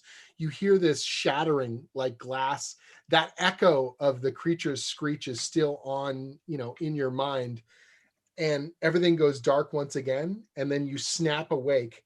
And when you open your eyes, you are in a farm field, the village of Spencer, and there's a horse just off in the field, sort of looks over at you, gives a little nod, and trots away. And that's where we'll end our adventure. The last thing you see is literally a dark horse. Oh, Yes. We'll call it there. nice. You have saved the kingdom of Hawkins. You have slain the Demogorgon. Yeah. We have no proof, Any of though. you read the actual Stranger Things D&D adventure, please forgive me for my many adjustments from the original adventure for this group. That was Embarga. But I didn't want to spoil or anything from there for you. Yeah. It's a very loose interpretation of the original Stranger Things D&D adventure. Thank you all for joining us. I guess we'll do a quick little wrap up, and everyone can do their Yeah. how to find you and what you got on the go. And Well, I'll draw some winners in the giveaway too. But yeah, please go amazing. around and tell folks, yeah, like where they can find you on social and all that good stuff. All right, let's start Jody at the top there. Whoop. Oh, now we're losing. Oh my goodness. Oh, Whoa. Everybody technical tonight. Everybody We all technical just went to is- the upside down again. Oh We my just got God. out. The Hydra got her. Hold on, can you hear me? Yes. Yeah. we can hear you, Yeah. Jody. Yeah, my camera just sort of took a nap for a second. What is going on? Everyone's I'm having back. these It's fine. weird. I'm back. I'm all good. The I'm here. cats Cat. are attacking. The Nice things are cat. going. Oops. Should I just? Can people hear me? Should I just say my stuff? Oh, you're back. Yeah, we can see you. Okay. Cool. I am Jody Houser. I'm the co-writer of the Stranger Things and Dungeons and Dragons comic with our lovely DM Jim today. You can find me on Twitter at Jody_Houser and on Instagram at Mind Eclipse. Next in the order, let's go, Nate. I'm Nate Piekos. I letter a bunch of your favorite comics. You can find me at blambot.com and on Twitter as @blambot and on Instagram as @Nate Piekos. Buy his fonts. If you're making your comics and you're not using professional quality lettering and fonts, you got to use Lambert. You got to use Nate's stuff. He's the best. That's how I got started in webcomics, was using Right? these fonts. Danny. Hey, I'm Danny again. I am pretty much on Twitter more than I should be, like most people on Twitter. Over at Weredogs, WEREDAWGZ. And pretty much always there to talk about D&D, werewolves, the like. And hopefully you'll see me writing Redacted and soon. That was good. I like that. Greg. Yes. My name is Greg Pak. I've written these middle grade Stranger Things books, Stranger Things The Bully and Stranger Things Zombie Boys. And I'm you can find me on my website is gregpak.com, GREGPAK.com. I'm on the Twitter machine as well at Greg Pak, GREGPAK. I'm also on Instagram, though I barely ever use it, and that's Greg Pak Pix, PIX.com, because apparently there's another Greg Pak out there. Amazing. And that's me. Awesome. Yeah. And my name is Jim Zub. I'm the very proud co-writer of Stranger Things and Dungeons and Dragons with the amazing Jody Houser. Diego Galindo and the rest of our team has done just a phenomenal job on this series. If you haven't picked it up, I really hope you do give it a try. It is all about these characters that we all love and the nostalgia of gaming together and the friendships that form because of them. I've been writing the D&D comics since 2014. I currently write Conan the Barbarian at Marvel. I kind of bleed D20s, and this stuff means so much to me. So I'll leave it to our hosts here from Dark Horse to take it away and send us off. Thank you so much, Jim, for DMing once again and putting this D&D mini adventure together for the team. First of all. It's my pleasure, honestly. It was high five. Let's give. Thanks. Serious round of applause. I Yeah. appreciate it. Great to play with all of you. Thank you. Yeah, I'm glad. Really Spencer great to do could this join again. us. Yeah, Yeah. last time we dedicated the town to Spencer since he wasn't able to stick around for the gameplay, but it's much better to have him here with us, That's right. even though he's embargoed. Congrats to the winners of our giveaway. They were just drawn through our bot system, and so they are PSN Bear Bunny 03, Trav Man, and Fun Cooker 123. Congratulations, you won copies of Stranger Things and D&D issues #1 and #2, which is out on December 2nd, very soon. So that's when your prizes are going to ship. And then also those two comics written by Jim Zub, also from IDW. So that's pretty Enjoy. sweet. Two graphic novels, one of which is many graphic novels in one, in fact, which I'm excited to have gotten to read first. So there you go. So yeah, just send us a whisper here on Twitch, private message, and we will sort out your prizes for you. Remember to pre-order or pick up Stranger Things and Dungeons and Dragons at your local comic shop on December 2nd, or you can get the first one right now, or you can get it digitally and be safe. And I think that kind of wraps up the majority of the stream. We did have one question in the chat that I wanted to pass on. Speaking of embargoes, we can't necessarily give you full details quite yet, but they're wondering if there would be more Stranger Things and Dungeons and Dragons comics in the future. Mm-hmm. And if maybe... I can't speak for Jim, but I know I'd love to do more.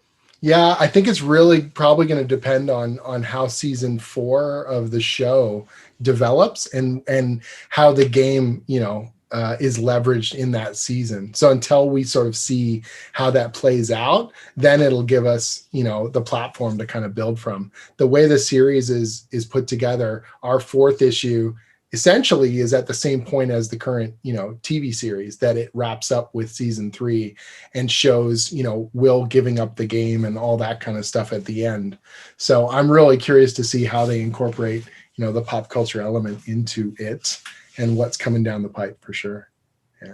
We will see where Stranger Things the series goes. Yeah. And that will influence the stories that these guys can tell, which we were kind of talking about that earlier. But yeah, hopefully I think we would all love to do more. Yeah, absolutely. And if anybody sorry wants if I cut somebody off. GoFundMe for Barrow, it's #Boots for Barrow. You set that up Nice. quick. You traded the boots for like a full-fledged vacation, okay? Like, Yeah. So what did you do? Well, I took a nap and then I took a dip and it was just a Kill thing. the horse. Take it easy. Sarah's the fund manager for that one. Send all your questions and requests to Sarah. Good Sarah stuff. at darkhorse.com. That's right. Sarah at the Dark Horse. Sarah Dark is Horse. the darkhorse.com. That's right. Good stuff. The second part of that question, which again, I think we'll kind of have to see how it goes, but I think we would love to, is maybe for Spencer, would we consider doing, say, like a Dark Horse Direct type print of any of the cover art so far? Ooh. I would love to. Again, that's a few discussions within Dark Horse, but those opportunities could pop up all the time, and I would love to do something like that. That'd be awesome. We've got a lot of ideas in the hopper, actually. So, hopper, see, I didn't See what you did there. Oh, okay. But that's a way homer. For real, we've got some ideas. So yeah, we'll see if we can do something fun like that. But yeah, thank you again, everyone, for tuning in tonight. As always, the video on demand will be available afterwards on our YouTube, and we'll alert everybody to when that goes up on our social media. You can also go back and watch the first one and see the first half of that adventure on our YouTube right now. And remember to pre-order Stranger Things and Dungeons and Dragons #2 coming out very soon, and keep an eye out for all the other cool Stranger Things comics we have coming up. And with that, I'm going to let everyone go take a break and enjoy the rest of your evening. But thank you once again to all of our guests very much. Thank you. Thank you all so where much. did It was this a ink blast. come from? Thanks.